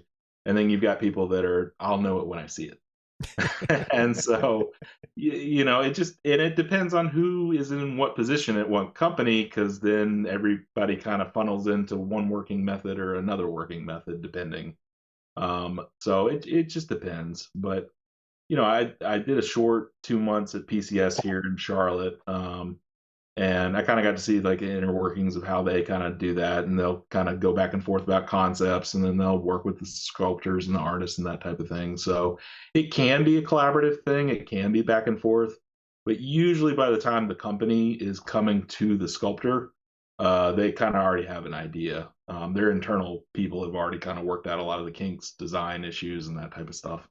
Let's talk about this Metaluna Mutant. Yeah, so that was a commission for David Bennett of, I guess, his Model Madhouse. So our model club is Model Works here in North Carolina. So he has the Model Kit Club. We have a new show coming up. That's you know what? Let's stop right there and talk about that. Let's talk about that. Go ahead. Yeah, so new show coming up. I think it's November 22nd. It's Saturday. David's been talking about doing this for years, and he finally pulled the trigger on it, and you know, people in the club are helping him out, his family's helping him out, and we're all really excited about it, trying to get a new show down here going. So yeah, it's coming up. So everybody, we'll have all the links for KitCon coming up, like you said, November 22nd. I'm thrilled because I know I'm going to get a call from a certain Italian saying, "Hey, I need some stuff printed for this show." Oh yeah. Oh yeah. I'm going to scream. I'm just going to scream. It's the weekend before Thanksgiving, correct? I think. Yes. Dude, he did that to me before Wonderfest, about a week and a half before Wonderfest. Can you print one of these? I'm like, no. Well, and I was sick before Wonderfest for like 3 weeks before. Yeah. So I barely got anything done. Okay. And he's like, hey, can you print one of these, a couple of these to put on the table? I'm like, no, I'm sorry, I can't. And it's like, ugh. So I love him, but I want to choke him. So I know. KitCon, I'm really excited for that. I hope that goes really well for you guys. We're going to try and fly out. We're looking at, we're going to try and do this, but we'll see. So yeah, he said we could stay at his house. Rob said we could stay at his house. Yeah. No. Go hang out with him. No. I don't want to do that. He'll kill me in my sleep. He probably would kill me in sleep. Oh. But yeah, November 22nd. It's a one-day show. Fly in Friday, stay for the show Saturday. And you're free to go and hang out afterwards. So it looks like a good time. Yeah, we're talking right now with about Friday night and trying to do some kind of meet and greet Friday night so that we do something fun before the show. And then people that want to stay Saturday night at the hotel, maybe having something else, Saturday night as well too. Very cool. Awesome. So yeah, like I said, links will be in the description for KitCon. We're going to have David on as it gets a little closer and talk a little bit more about the show then too. So man, awesome. I don't want to have that guy on. I talked to him enough at Wonderfest. I was sitting next to the table because the table next to him was empty because they didn't show up. And everyone kept coming up to me going, why aren't you at your table? And I go, there's too many fat guys behind my table. Okay. So we got a lot of people behind our table. It's like I'm treated so well. Whatever. Yeah, and Jason gets mad because I always leave the table. And it's like rightfully so. All right, the mutant. The mutant. Let's talk about the mutant. Let's talk about the mutant. The mutant's beautiful. Yes. Thank you. So that was for David. He's got his I forget what if he calls them Beauty and Beast line or it was something like that. Yeah, where he's doing the monster and then the babe, the girl. So I did the base and the monster, and then Sam Greenwell did the girl for that kit. David let me take some liberties with it, so I kind of jazzed it up where I could. But yeah, it was a really fun commission, and I really enjoyed sculpting that. So I was gonna say, from the waist down, that's a very boring monster. Yeah. But it's one of the cooler looking monsters. Yeah. From the shoulders up. Always has been. So yeah. So we changed the bottom of the pants so the pants don't like blend into the legs with veins. So they are pants. But otherwise we tried to stick pretty close to what the original was. So we just took a little. And then did Sam sculpt digitally the girl? Okay. Yeah, so I sent him. So I got done with, I guess, my part first, where I did the base and the chair and the monster, and then we were sending, or I guess I sent the base file to Sam, and then he was kind of working off the base measurements and put the girl on there, and then we would kind of, go back and forth when we could and figure it out. Just looking at his foot, it makes me want a pair of like mutant slippers. That's a good idea. Like that's not a product. That would be pretty cool. Mutant Crocs. Mutant Crocs. Yeah. Oh man, that'd be fun. Did Rob tell you what happened in his Crocs? Did he tell you how he fell in his garage? And he looked up. So he says, I fell. I landed on my knee. I'm rolling around screaming. I look at the top of the stairs because it's a stair step down into his house or whatever. He goes, and there's the Crocs sitting there perfectly like this. He fell right out of them. Okay. He's telling me the story as only Rob can. And I was dying. Laughing. So, did someone pour orange juice in his mouth at the end of at the bottom? I know. That's. Oh, God. All right. So how did Terrors from the Vault become a company? Where did the idea come from? What made you go, I'm going to make my own stuff. I'm going to sell my own model kits. Explain Terrors from the Vault. Okay. So I've always wanted to do model kits. But while I was at Reynolds, they used to have a pretty strong kind of non-compete thing where you couldn't mold and cast outside of work. You couldn't have a product line using their products or any other product lines. Yeah, it was dumb. But so in my mind, I always was like, I want to do this. I want to do model kits. And in my mind, it was always going to be 3D printed. And then finally, the digital stuff caught up, the printers caught up, and then I ended up leaving Reynolds and started freelancing again, got a couple printers, and then I just was marinating on it. Like, what am I going to do? Like, I'm working for these commercial companies. I don't want to upset license holders. I don't want to do Superman, Batman, anything that could get me into trouble or, cause me issues. And that's when my father-in-law, Steve, was like, oh, you got to watch this movie, Horror Party Beach. And it was awful and terrible and funny and hilarious. And I was like, oh, like, why don't we do monsters? You got this like great background because you have this horrible movie to build off of. You have a monster that kind of gives you a blueprint, but you can go totally, buck wild doing whatever, jazzing it up. And so that's where the idea came from, was I'm going to take these old, terrible movies. Most of them are public domain, or, nobody really cares nobody's going to be making statues of them, pre-paints. Yeah. And then I'm going to do my spin or twist on it. And so Horror Party Beach was the first one that I did. And I had a blast at it. And then that's when it kind of boomeranged back to the whole, well, what's the next one going to be?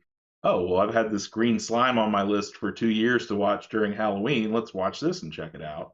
And then you watch it, and I'm like, oh, this would be awesome. So did that, and it's amazing. I don't know, like I'm kind of bored with a lot of new entertainment, Hollywood stuff, like new movies, and getting to go back and rewatch these old movies, like it's amazing how much stuff is borrowed from even the terrible movies. So, and that came up when Brian and I watched Green Slime. Like, the movie is Alien. Yes, yeah, straight up Alien, yeah. And Aliens. Like, Yeah. it is that they borrowed so much from that, and it was still its own amazing thing. And I want to say thank you, because you're getting me to watch these movies that I had never watched before. I'm going to be watching Horror Party Beach coming up here in the next couple days in preparation for the next episode. And I've seen like parts of that, but more so, like, I had never seen anything from Green Slime. I'd seen the character, but never saw the movie. Sting of Death, never saw anything about, didn't even know it existed until your kit came out.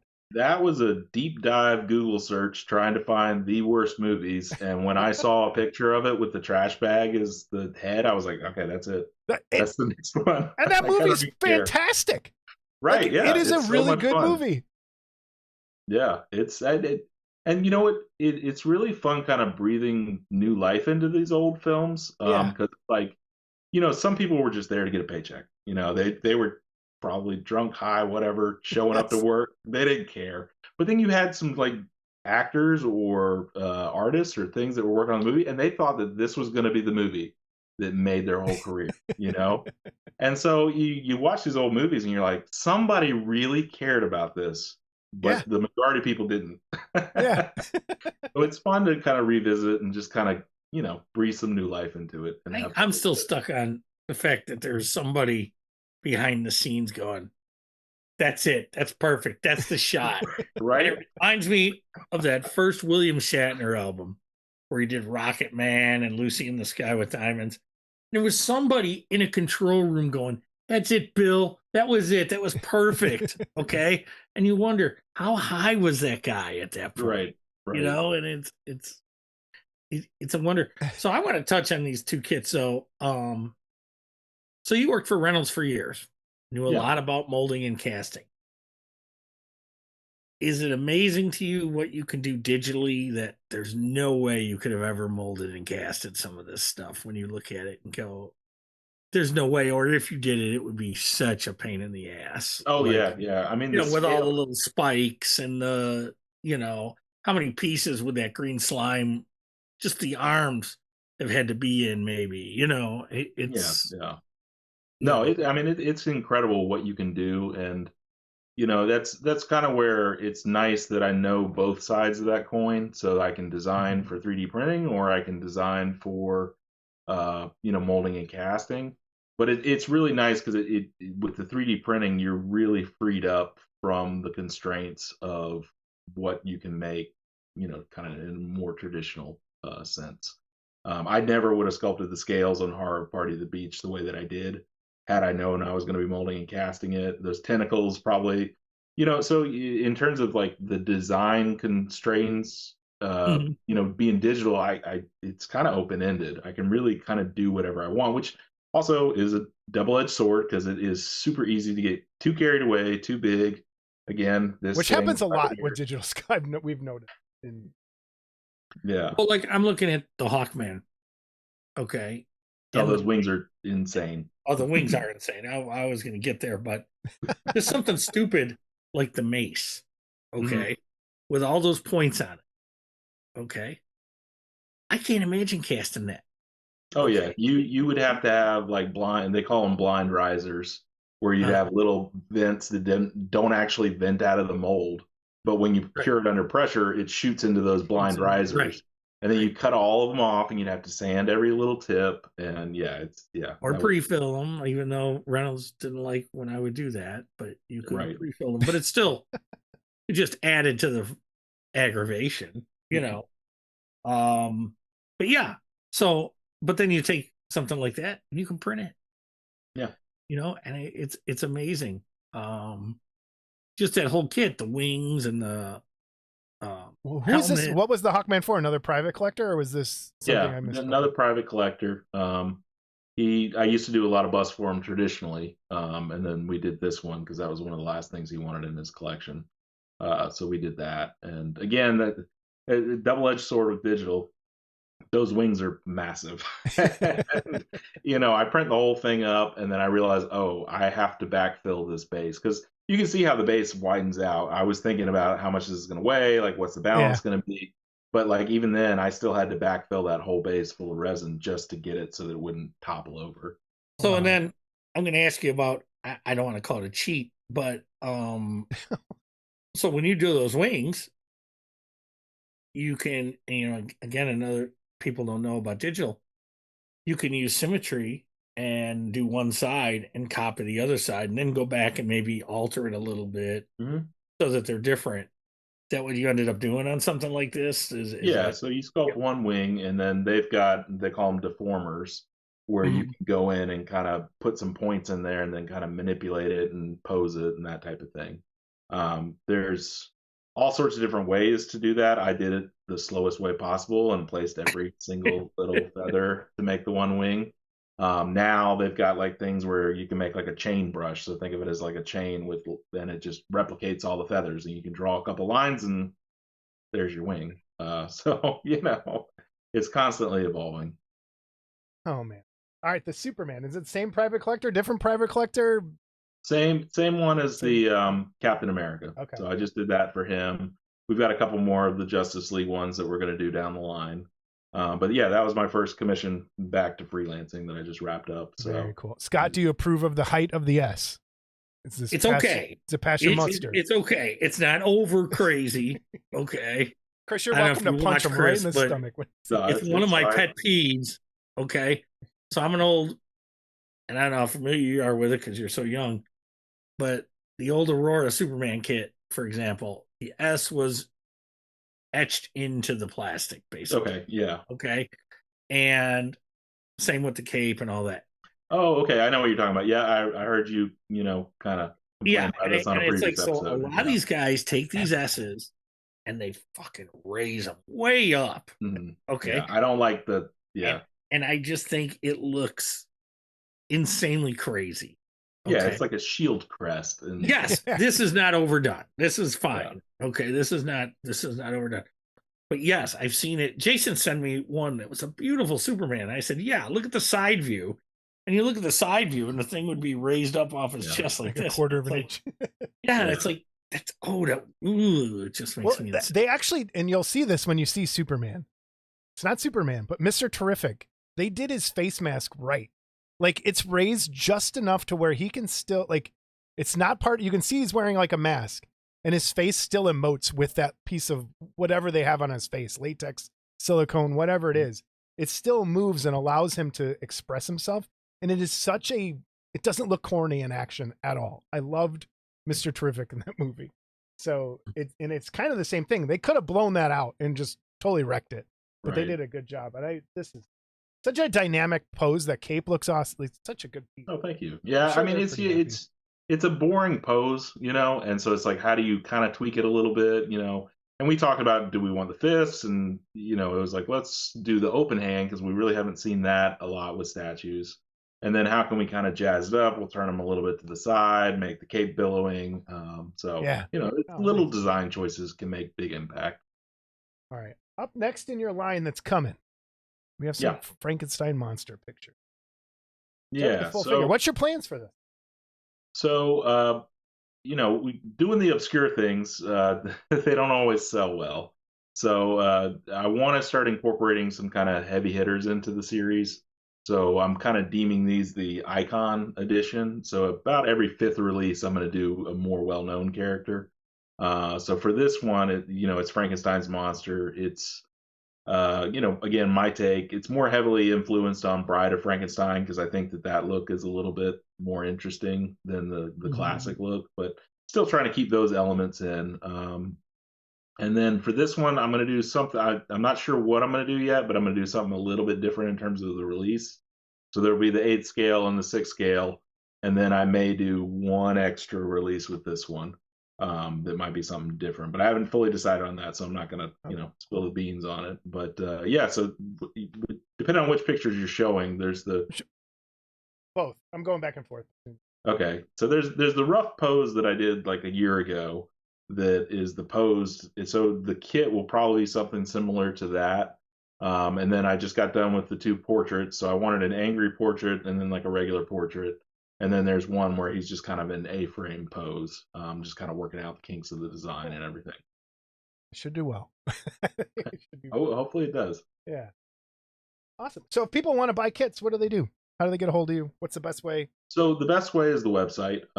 It's terrorsfromthevault.com. And, it's the best way to order kits. I don't really sell them any other way. I used to sell them through email, and people were like, oh, that's kind of sketchy. And so I was like, all right, we'll just do it through a website then. And it makes it really easy for me because I get the order. It goes through into Pirate Ship. I've got that all connected through Big Cartel, so I can, knock the orders out pretty quickly. I try to keep at least 2 or 3 kits of each one in stock, so hopefully turnaround times are within a week or so. So if I get overwhelmed, it might be more like 2 weeks, but I try to get them out the door pretty quickly for people. Please, everyone, support Terrors from the Vault. Great company, Chris. You're a great guy. Anything else you want to talk about before we go? No, I'm just back to freelancing, back to doing kits. So if anybody's interested in commission. Reach out, email me. Love give your email address out. So for the commission stuff, it's chriswootensculpture @gmail.com. Okay. If you email me at the Terrors from the Vault Gmail, I'll probably respond. I'll respond to that one as well, and then we'll switch over to a different email. But cool. Yeah, chriswootensculpture @gmail.com. So it's just any little like one-off question, like Scott. You have any? I have a couple. Yeah. What printer are you using? Most everything that I'm doing is the Anycubic M3 Max. So I've got 4 of those that are up and running, and then I've got a broken one that I need to get back up and running that somebody gave me because they didn't want to mess with it anymore. But yeah, that's mostly what I'm doing is Anycubic. Those have been workhorses. They've been really great machines. I used to have the Mono X. I had 2 of those before, and again, they were great.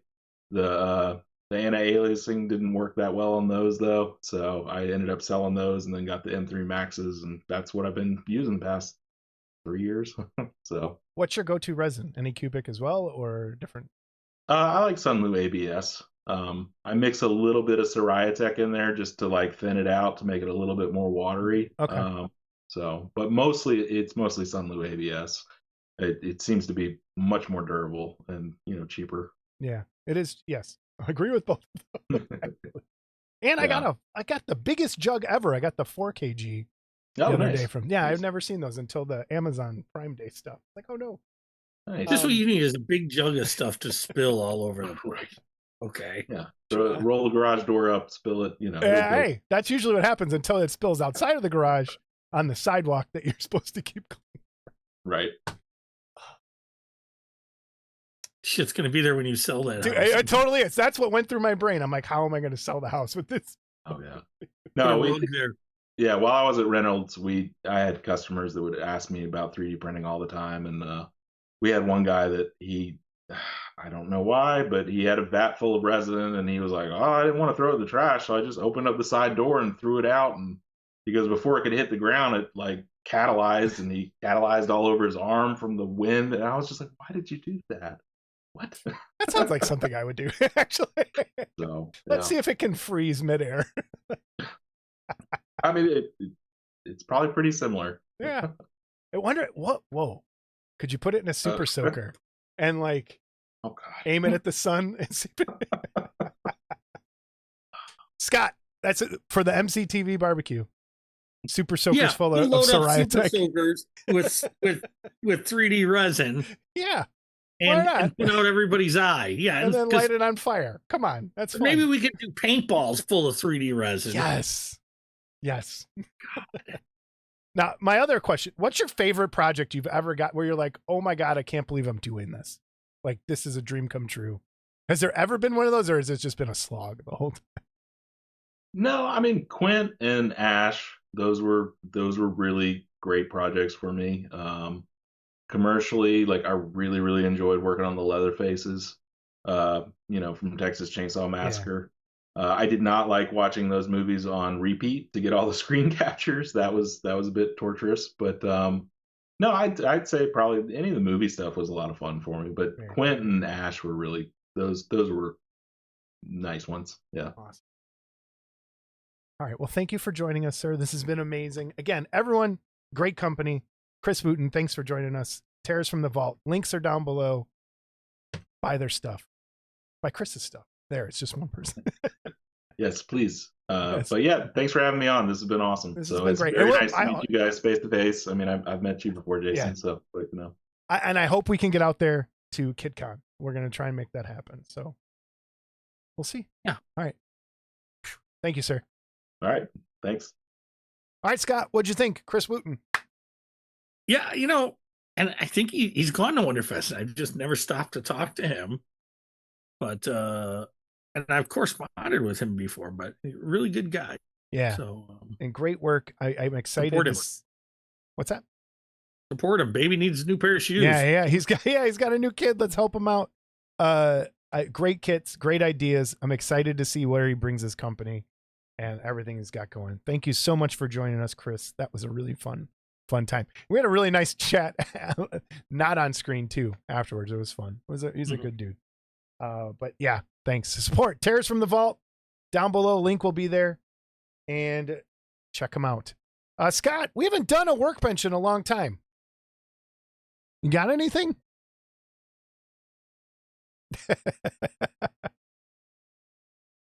No. Yeah, everything's kind of gone sideways. I do want to talk about, I did pick up some new paintbrushes that I did a Kickstarter for, and it's the same company, Minotaur Hobbies, that I did these sable brushes before. They put out a set of synthetics that come in these really cool 1980s synthwave style pink, which I absolutely love. And they're really nice brushes, really nice points. I'm going to test these out here soon, but once again, they smell amazing. They smell like skateboard paint, and I cannot get over it. It's a memory that unlocks every time I smell these things. It smells like skateboard graphic ink, but really nice brushes. And it came with he put out a new kind of brush soap that I got, and it's this pink. Look at that pink. Really nice brush soap. Works really well. And check them out. So it's Minotaur Hobbies. The reason I really wanted to support them is, and this is when you know you got a good dude. So the first brushes that kickstarted, he was not happy with the quality of the sable that came out, and he replaced everyone who did it at a loss for himself. He replaced the brushes for free and had them remade and sent everyone a new set of brushes. So now I got a pair that I kind of use for washes and stuff, and then another set that I use for more fine detail. But these synthetic ones, and they're not expensive. They're a really nice set. So you can pick up the brush soap, the brushes, and I think a little spatula for mixing paint over there for a pretty cheap price. So pretty cool. Minotaur Hobbies, everybody. So you mentioned brush soap. I did notice in an ad I got that Monument Hobbies has a Drunken Brush Goop 2.0. 2.0. I have 1.0 right here. And it is very similar. Like these I like this brush soap actually. And the reason it's called Drunken Brush Soap. How many ounces is that? This is 2 ounces. 2 ounces. 2 ounces. Okay. 2 ounce tin. It's made with beer. I think the spent like from a brewery.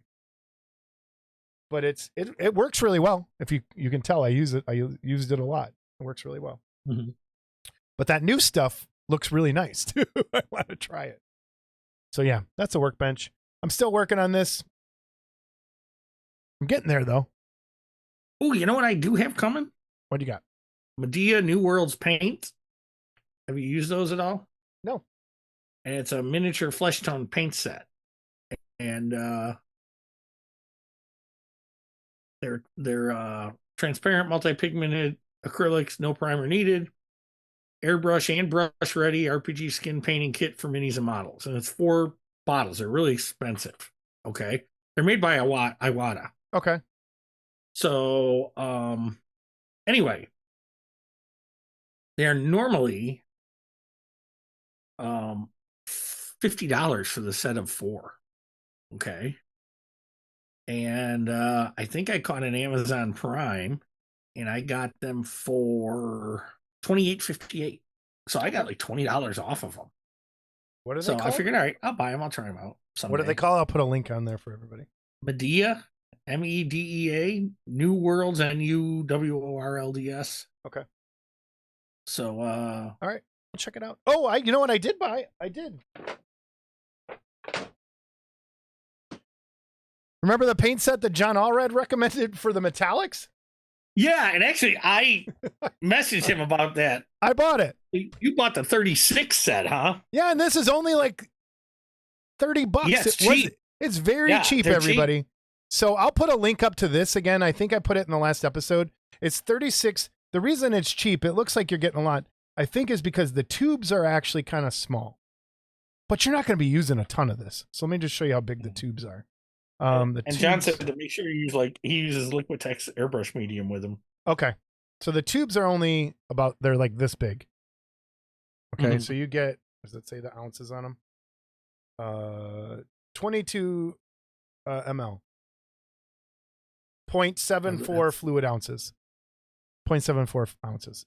But yeah, you get 36 colors, nice little box, some little trays that they're all in. So I'm excited. I don't use metallic colors a lot because I don't do a lot of superheroes and stuff, but you can't go wrong. It was $30. It was not very expensive at all. So check them out. I'll put a link down there. And it'll be an affiliate link, so I think I'll probably get like $1. No, I'll probably get a penny off any sale that's made on Amazon. But yeah, so they have different sets. Yeah. You can buy at their website. And because I was thinking metallic wise, I only have like your standards, gold, silvers, and bronzes. I didn't have any and they colors. do sell a set. They do sell a set. That's what I was going to get to because I was looking the other day. It's an 8-piece set, and it's your basic metallics: pearl white, gold, Aztec gold, which is a darker gold than regular gold, obviously, silver, bronze, pearl marmalade, which actually looks like copper, pearl deep brown, pearl space gray. Okay, so there's like 8 paints there. I'm trying to see what size these are, if they're any different size or not. I don't know that it says here, but anyway, yeah. So there's a basic set if you just want basic metallics. And you can you can search on them or follow our link. It'll be there. The other ones will be there too. If you'll see that there's different sets. But it's pretty. I don't want to open one. So this is a 4-ounce tube. So they do make bigger tubes. So like what you have is it's a wider variety. They do make the bigger tubes. And then I think you can individually buy each color, set. maybe. I don't know. Mm-hmm. But cool. All right, you ready to do some emails? Yeah, I was looking at their stuff the other day. I was looking at that going, yeah, I gotta double check with John, which I did. Yeah. And he goes, yep, that's it. So, and I got the pens coming too. They're, yeah. So what'd you get? The 24? I got the 36. You got the 36. Yeah. They have a 60. Oh, wait, that's just paints. That's not metallics. Yeah. Okay. I got the 36 set for metallics. Just figured why not at this point. So, all right, you ready for some emails? You know what? I freaking love emails. Okay. We're kind of backed up. Well, you'll see in a second. Ready? All right, first email from Mike Ziamba. Hello, Jason and Scott. This was sent on May 22nd. Before Wonderfest. I wanted to know if you have any knowledge of using UV resin to fill gaps of styrene kits. I am currently using I'm using Aves, but I thought this might be a useful alternative.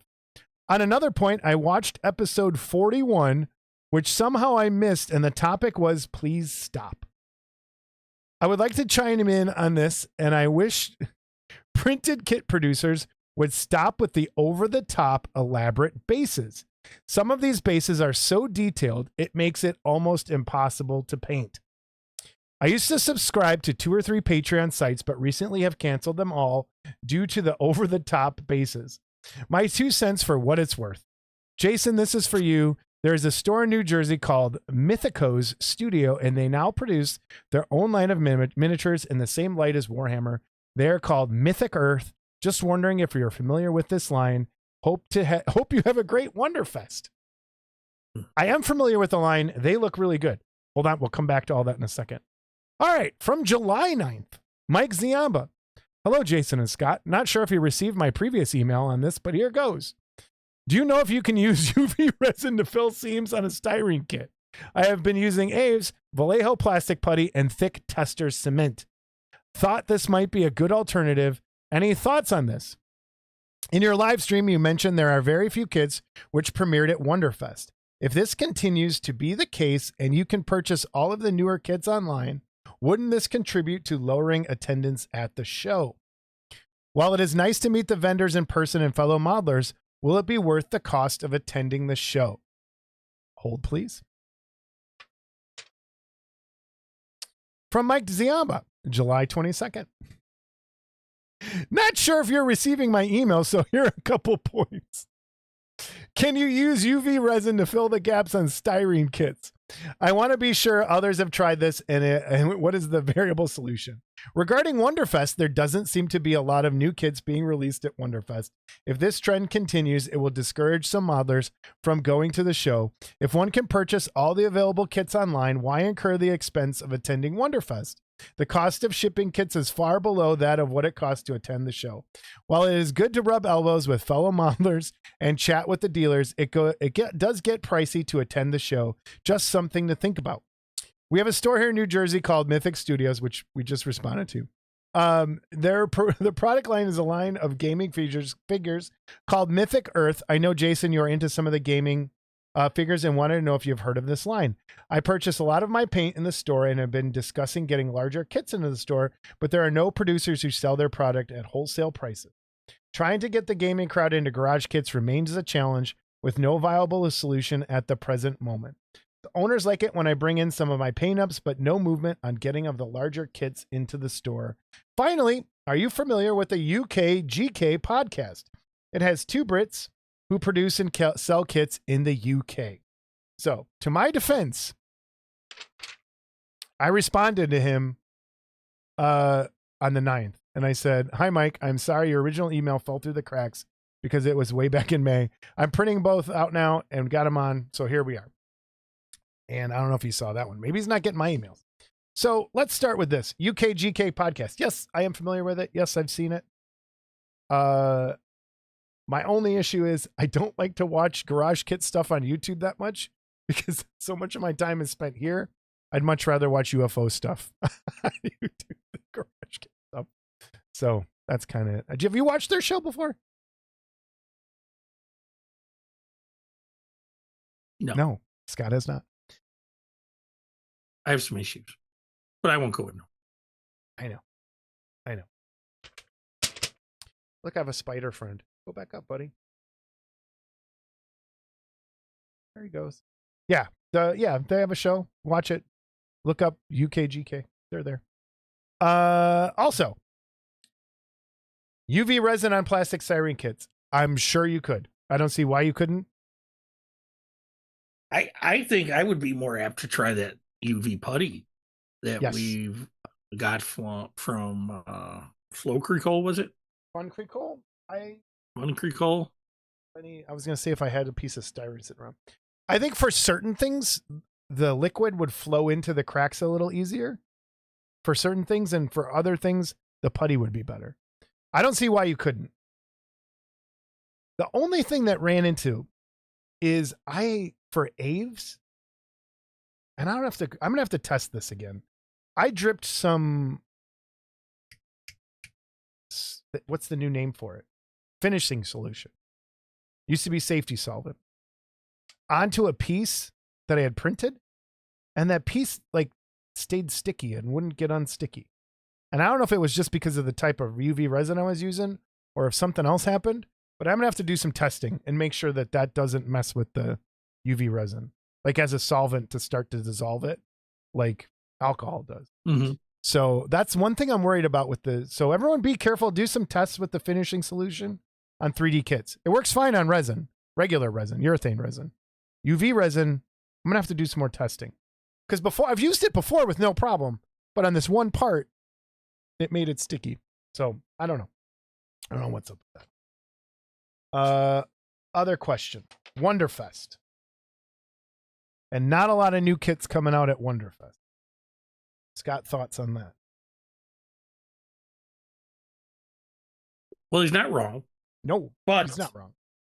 Here's what I will say in response to the thing. First of all, Wonderfest isn't all about just the kits for people like you and I anymore. Okay. And it's not just 3D stuff. You can buy any kit online pretty much. Okay. We just went through the reviews. You know, you can buy Saul's kits online. You can buy Joe's kits online. You can buy NY 3D creation kits online. You know, you can buy, you know, all this stuff online. But it's nice to go where it's all in one place. It's like going to a big hobby store. That's what I used to say about Wonderfest. It's like going to a big hobby store. Okay. Yeah. That your best friends are at. And I'll say about the 3D stuff, if you're a 3D printer, yeah, you can buy files and print your own stuff all day. But a lot of guys, because again, we're dealing with a lot of baby boomers who, I'm not trying to be a jerk, but are technology challenged and really don't want to mess with 3D printing. So they'd rather go to a show and buy the printed piece. Yeah. Than, you know. So, you know, and I will say one thing that he said in the last letter, I think, where he's trying to get the miniature guys into garage kits. You know, that's a two-way thing too. It'd be nice to get some of the garage kit guys into the miniature stuff. You know, it'd be nice to mesh the two a little bit. And that's what I was going to say. It's not just on the garage kit guys to be like, hey, like, there is an attitude, I think, that miniature guys think they're better than everybody else sometimes. Well, you would know better than I do. Okay. And there's some of that, but there's also that on the garage kit side too.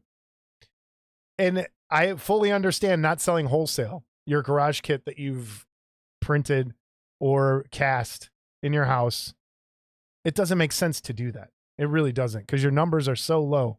A hobby store, this is a conversation I've wanted to have for a long time. Maybe we'll have it now, because it kind of fits into this a little bit. But you don't have the amount of the numbers to justify wholesale as a garage kit guy. Like, you just don't. Mm. So it's better to just sell off to people that you run, like the way Wonderfest is, or selling online through Facebook or Instagram. It doesn't make any sense to try and sell garage kits that are. Which is probably why X Plus stuff is so expensive as well. Dang it! I didn't even notice at that time.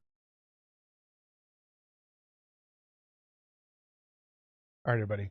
I have a new camera that does hand signals and I keep fucking up. So I'm good. Yeah. So I don't think the numbers are in any figure kit anymore. Okay. Yeah. Which is, again, I'll go back to why is X Plus stuff so expensive? Okay. Well, because in order to get their stuff distributed to hobby stores and stuff like that, they have to wholesale. So they're probably wholesaling at what the kit should really sell at. Yeah.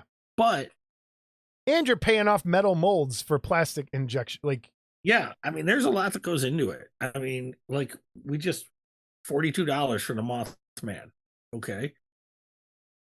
Man, I remember paying $42 for vintage Aurora kits when I was first started collecting, you know, but it's, yeah, so it's nothing, you know, again, times change. Pieces aren't the same cost that they were in 1980 and 1990, you know, so. This is one of the kits I talked about on one of my unboxings. So this is from Squidmar Miniatures, and it's made by a company in Poland. They're the ones that actually did, is their company name on here? I wanted to see if it is. Because they also just did all the miniatures for the Masters of the Universe game that just came out. And there's a really good video over on Squidmar's channel that walks through the making of this model and how they do the molds and how plastic molds are made, or how metal molds for injection plastic are made. And I'll put a link to it. So if you're interested in like what goes into actually making a plastic model kit, there's a really good video about it with this kit. But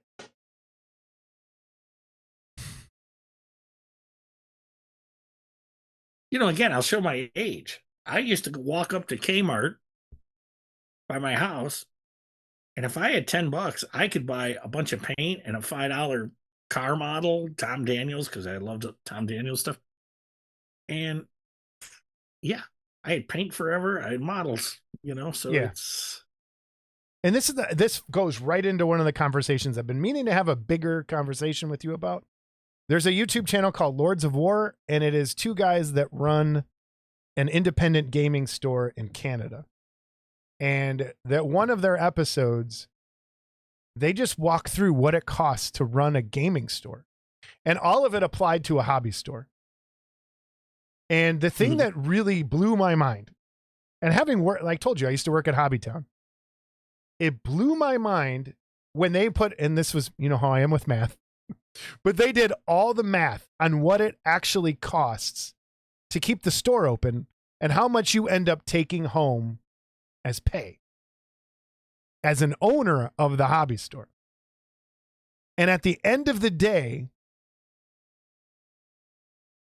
with making $1,000 a day, you're walking home at $6 an hour. Because you have to go through all the wholesale, like all the inventory, insurance, utility bills at the store, your mortgage or the lease payment at the store, and everything else just like everything at once. They itemized everything out. And at the end of the day, something like Hobbytown probably has a franchise fee. Yes. Okay. So all of that like stacked together. And when you like, even if you're making if you think about it, $1,000 a day, you're like, oh my God, I'm doing amazing.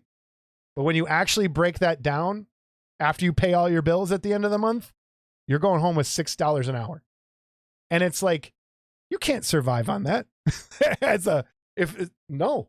So like people who are like, oh, we should open a hobby store. Cause it's always in my head. I'm like, yeah, when I retire, maybe I should open a hobby store somewhere out in the country, have a little, you know, but there is no way in hell that if you're running a hobby shop that's specifically around garage kit stuff, you're not making $1,000 a day at all. Not even close. Gee, how much paint do you have to sell to make $1,000 a day? And I felt like these guys are talking like, and that's why you have Hobbytown doesn't have a big just figures. Right. They sell everything. Okay. And they make all their money on RC cars and everything else, and Gundam in terms of model kits. Because the one by us, I am almost positive they sell mostly Gundam, RC cars, and planes. That's their business. RC cars number one. Well, even our normal store, we're not going to really go to anymore. Leisure Hours, they got rid of all of their miniature gaming stuff. They have no miniatures anymore. They're getting rid of all the miniature paint they had in the store. And they're going to strictly RC. And I have a feeling they'll have that one aisle of model kits of cars and military and the tiny little figure section they had. And that's it. There aren't enough of us to really support a store at all. So Wonderfest is your closest thing you're ever going to get to a figure hobby shop.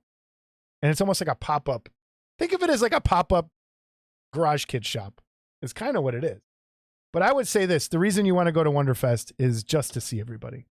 And you get to enter the contest, or you get to see people's work. Think of it as almost like an art gallery, a museum. You get to walk in, see everybody's work once a year, what everybody's been working on. That's the draw of Wonderfest for me now. It's not buying stuff anymore. It's not the classes, which for some people it's the class. Like if you're learning, it's a great place. But you got to kind of shift your thinking on Wonderfest. And I'm not saying Mike does. I'm thinking like everybody. Like it's not, yeah. If you're just like, I'm here to buy stuff, there's much better. Like, yeah, don't go. That's not for you then. If that's the main reason you're going. So I hope that helps. Used to be. Used to be because there was no internet like there is now. Well, I mean, there was internet, but you couldn't buy stuff on the internet like you can now. And so that was the only place to buy stuff. So yeah, things have changed, and I get it. And it's expensive. Hotels are not cheap at all. We were just talking about this 2 days ago because you're going on your trip and so somewhere else I'm going. I'm going back to Louisville in September for a concert, for a festival. And the hotels are like $300 a night. Ugh. Anyway. Oh, so you got talking and going. Yeah.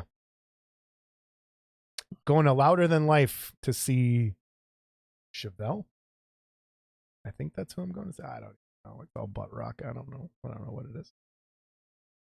Where you going? Yeah, I'm a good boy. I'm a good boy.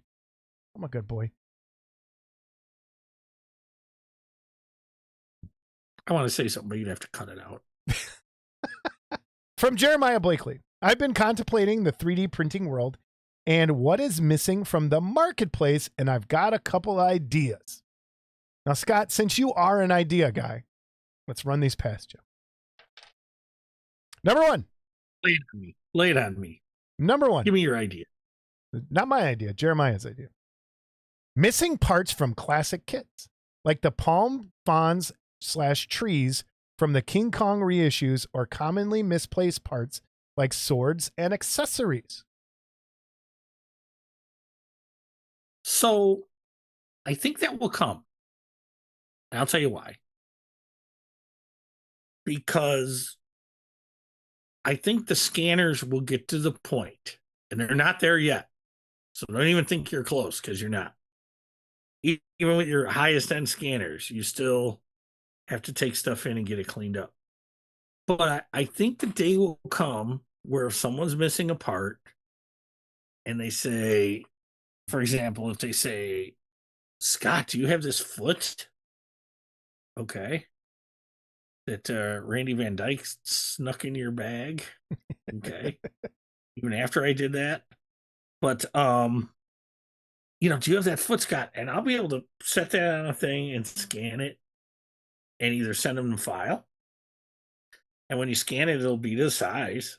So you'll be able to send them a file or print it for them. Say, yeah, here's the foot. I think that's coming. But it may be another 5 or 10 years before the technology's there that's easy enough for you and I as well, I have a different idiots to do it. Theory. So, and it's in the same vein. I think scanners are going to be obsolete. And here's why. Really? You're going to be able to just go to an AI, put in a prompt. It's coming. And it could look at a photograph of that part.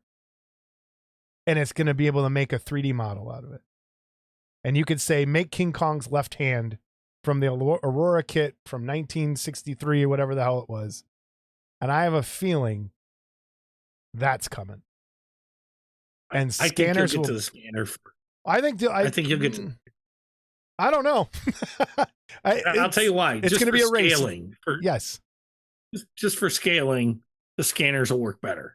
Okay. I don't know that AI is going to get that smart that they're worried about Aurora kits. Right? No, I don't think they'll be worried. I think because you can do it now. We watched Jamie do it. I will say this. The freaking second I can get an AI co-host, you're out. Okay. I'm going to put a picture right here. You are out. Okay. That's hurtful. Okay. That's hurtful. All right.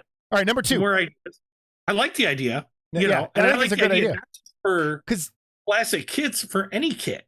Well, not even that. Cults is loaded with like G.I. Joe weapons and Star Wars weapons. Like if you're missing the gun from your Han Solo, it's there. All that stuff is there. So I'm sure it's coming. Those are guys that can really sit and design stuff. And plus, there's how many more people that want a G.I. Joe something than there are that want. Yeah, that's All right, number 2. The G.I. Joe sarcophagus. I'd like to see if you can get the sarcophagus for G.I. Joe. That'd be a fun piece. Well, we're talking about 2 different G.I. Joes, I think. Oh, that's right. You got the fake G.I. Joes. I'm not talking your ridiculous G.I. Joes.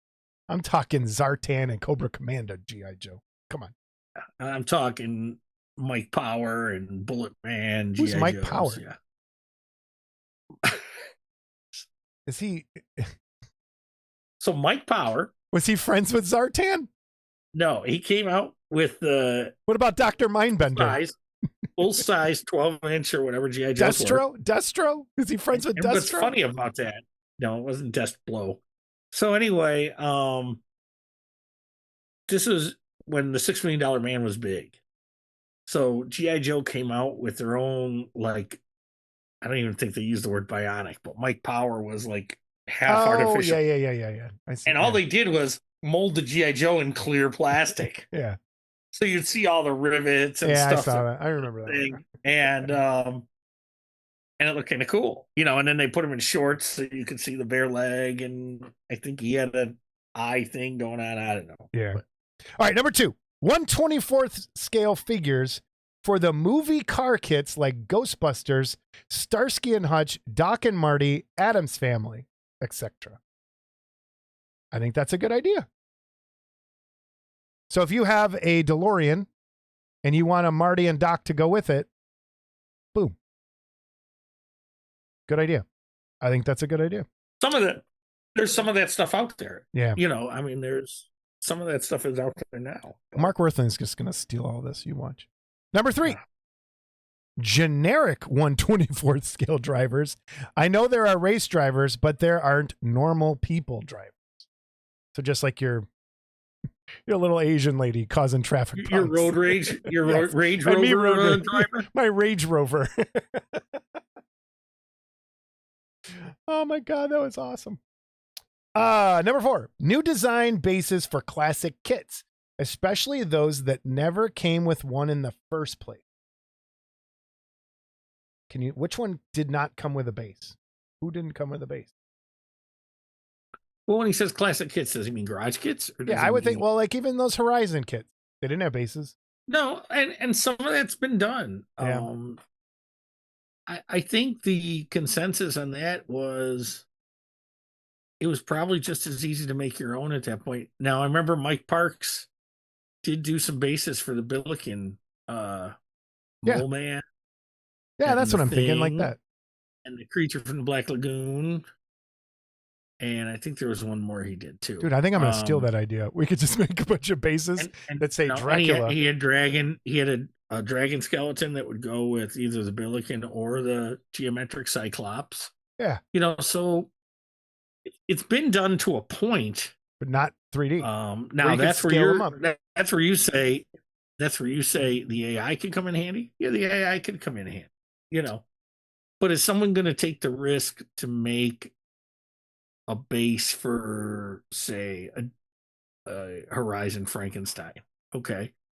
By the time we got, paying Well, someone that's to basically do that. what You know. what Stanart did. They did that Yes. lab base. Yes. And you could put any Frank monster there, and yeah. All right. Conversion parts to turn classic kits into busts. That one I don't know about. Because I don't think people are going to want to cut up their classic kit into busts. I don't know. Again, been done with the with Berglund? With Berglund and Todd, Yeah. Escape Hatch with the Aurora stuff. And and they're cool. I'm actually behind on some, but I don't. Todd's back. We should reach out to Todd, see how he's doing. Yeah, for sure. Yeah. But so that's kind of been done. But again, if he's talking garage kits, the nice thing about garage kits, if you want a bust, cut it up and make a bust out of it. Yeah. I mean, it's. Well, I could see like something that would fit. I get it. Or maybe it's based on the part. We'd have to. Mm-hmm. All right, and the last one, invent kits that were teased but not released. The biggest one I can think of are Silly Surfer, dozens of designs on the album covers, but only 5 kits released. I really want this one. Well, this would be up well winners. So I found this picture. I didn't even know there was an album. I had no idea any of this. Did you know there were albums with these things? What, like? Yeah, I knew there were albums. Is that where they came from? No. Hawk did the models first, obviously. Okay. And so he's saying there was only 5 Silly Surfers. So one of those wasn't done. Top one, I think, Cowabunga was not done. So that's what he means. I know.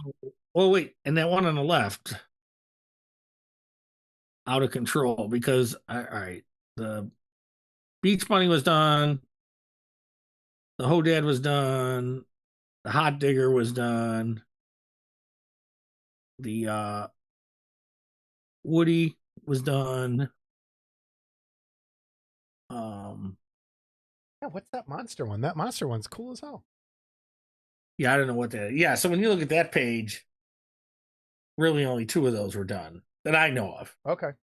So yeah, I think that is that. If winner, if you're listening, there's another route you could go. There's some really cool stuff in there. Stuff that I like those. I like the Hodad. I do have the Beach Bunny. And I bought the Beach Bunny. There was a gentleman working at Don's Hobby World, and he was painting one when I was in there one time, and he did a really nice job on it. Because I went in there afterwards when he had finished it. I said, "That looks really cool done." And your favorite Jim Capone just did one of those really nice. And yes, my only in which case made me want to throw mine in the garbage.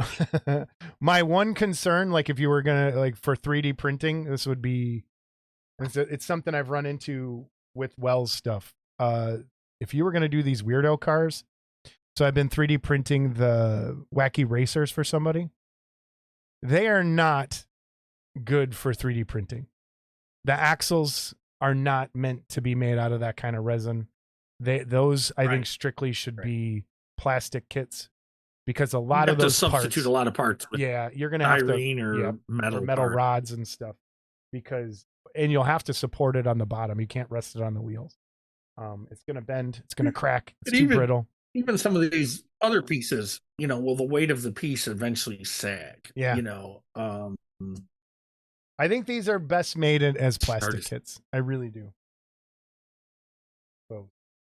So. That's it from that email. So thank you, Jeremiah. I hope we answered some of that. We have, if you would like to send us an email, modelclubtv@gmail.com, and the voicemail number is 708-816-4299. We only had one from Allison AI. I kind of been ignoring Allison lately. And then there's the modelclubtv@gmail.com. Send us some emails. And that's it. I think we're done, Scott. But we're done. I do want to take a very serious moment. So let's try not to be ridiculous. You mentioned his name. We didn't say anything last episode. Randy Van Dyke, our hearts go out to you, man. If you need anything, anytime, anything for you, man, whatever you need, ask, email, whatever. We love you. Yep. And we are so sorry. I'll also piggyback that with Paul Gill recover soon. He had a knee replacement. He's really recovering. Yeah, and, lots going on. So get well soon there, Paul. And life unfortunately happens, and it doesn't happen good sometimes. And no. So Randy, hang in there, man. And Randy's a super great guy. And we want to have him on. Yes. So when the time is right for him, we'll get him on. So, all right, everybody. That was episode 119. Thank you, Chris Wooten, for being here.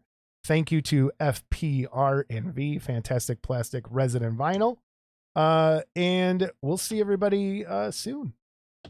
Don't forget BBQ III. August 31st. We'll see you. Say goodbye, Scott. Goodbye, Scott.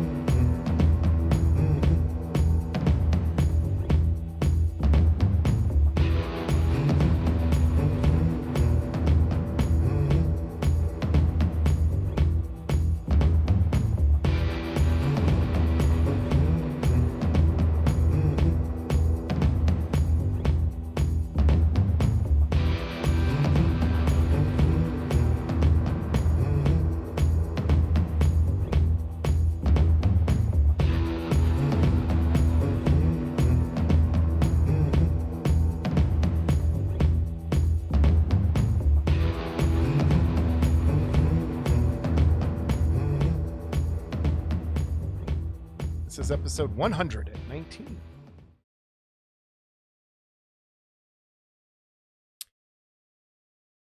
I gotta be careful. I don't want to make hand signs. I gotta figure out how to turn it off. All right. Hello, everyone, and welcome to... Wait, you were scratching your nose. I don't want to do that. Hey, there's my lip, dick. Okay, go ahead.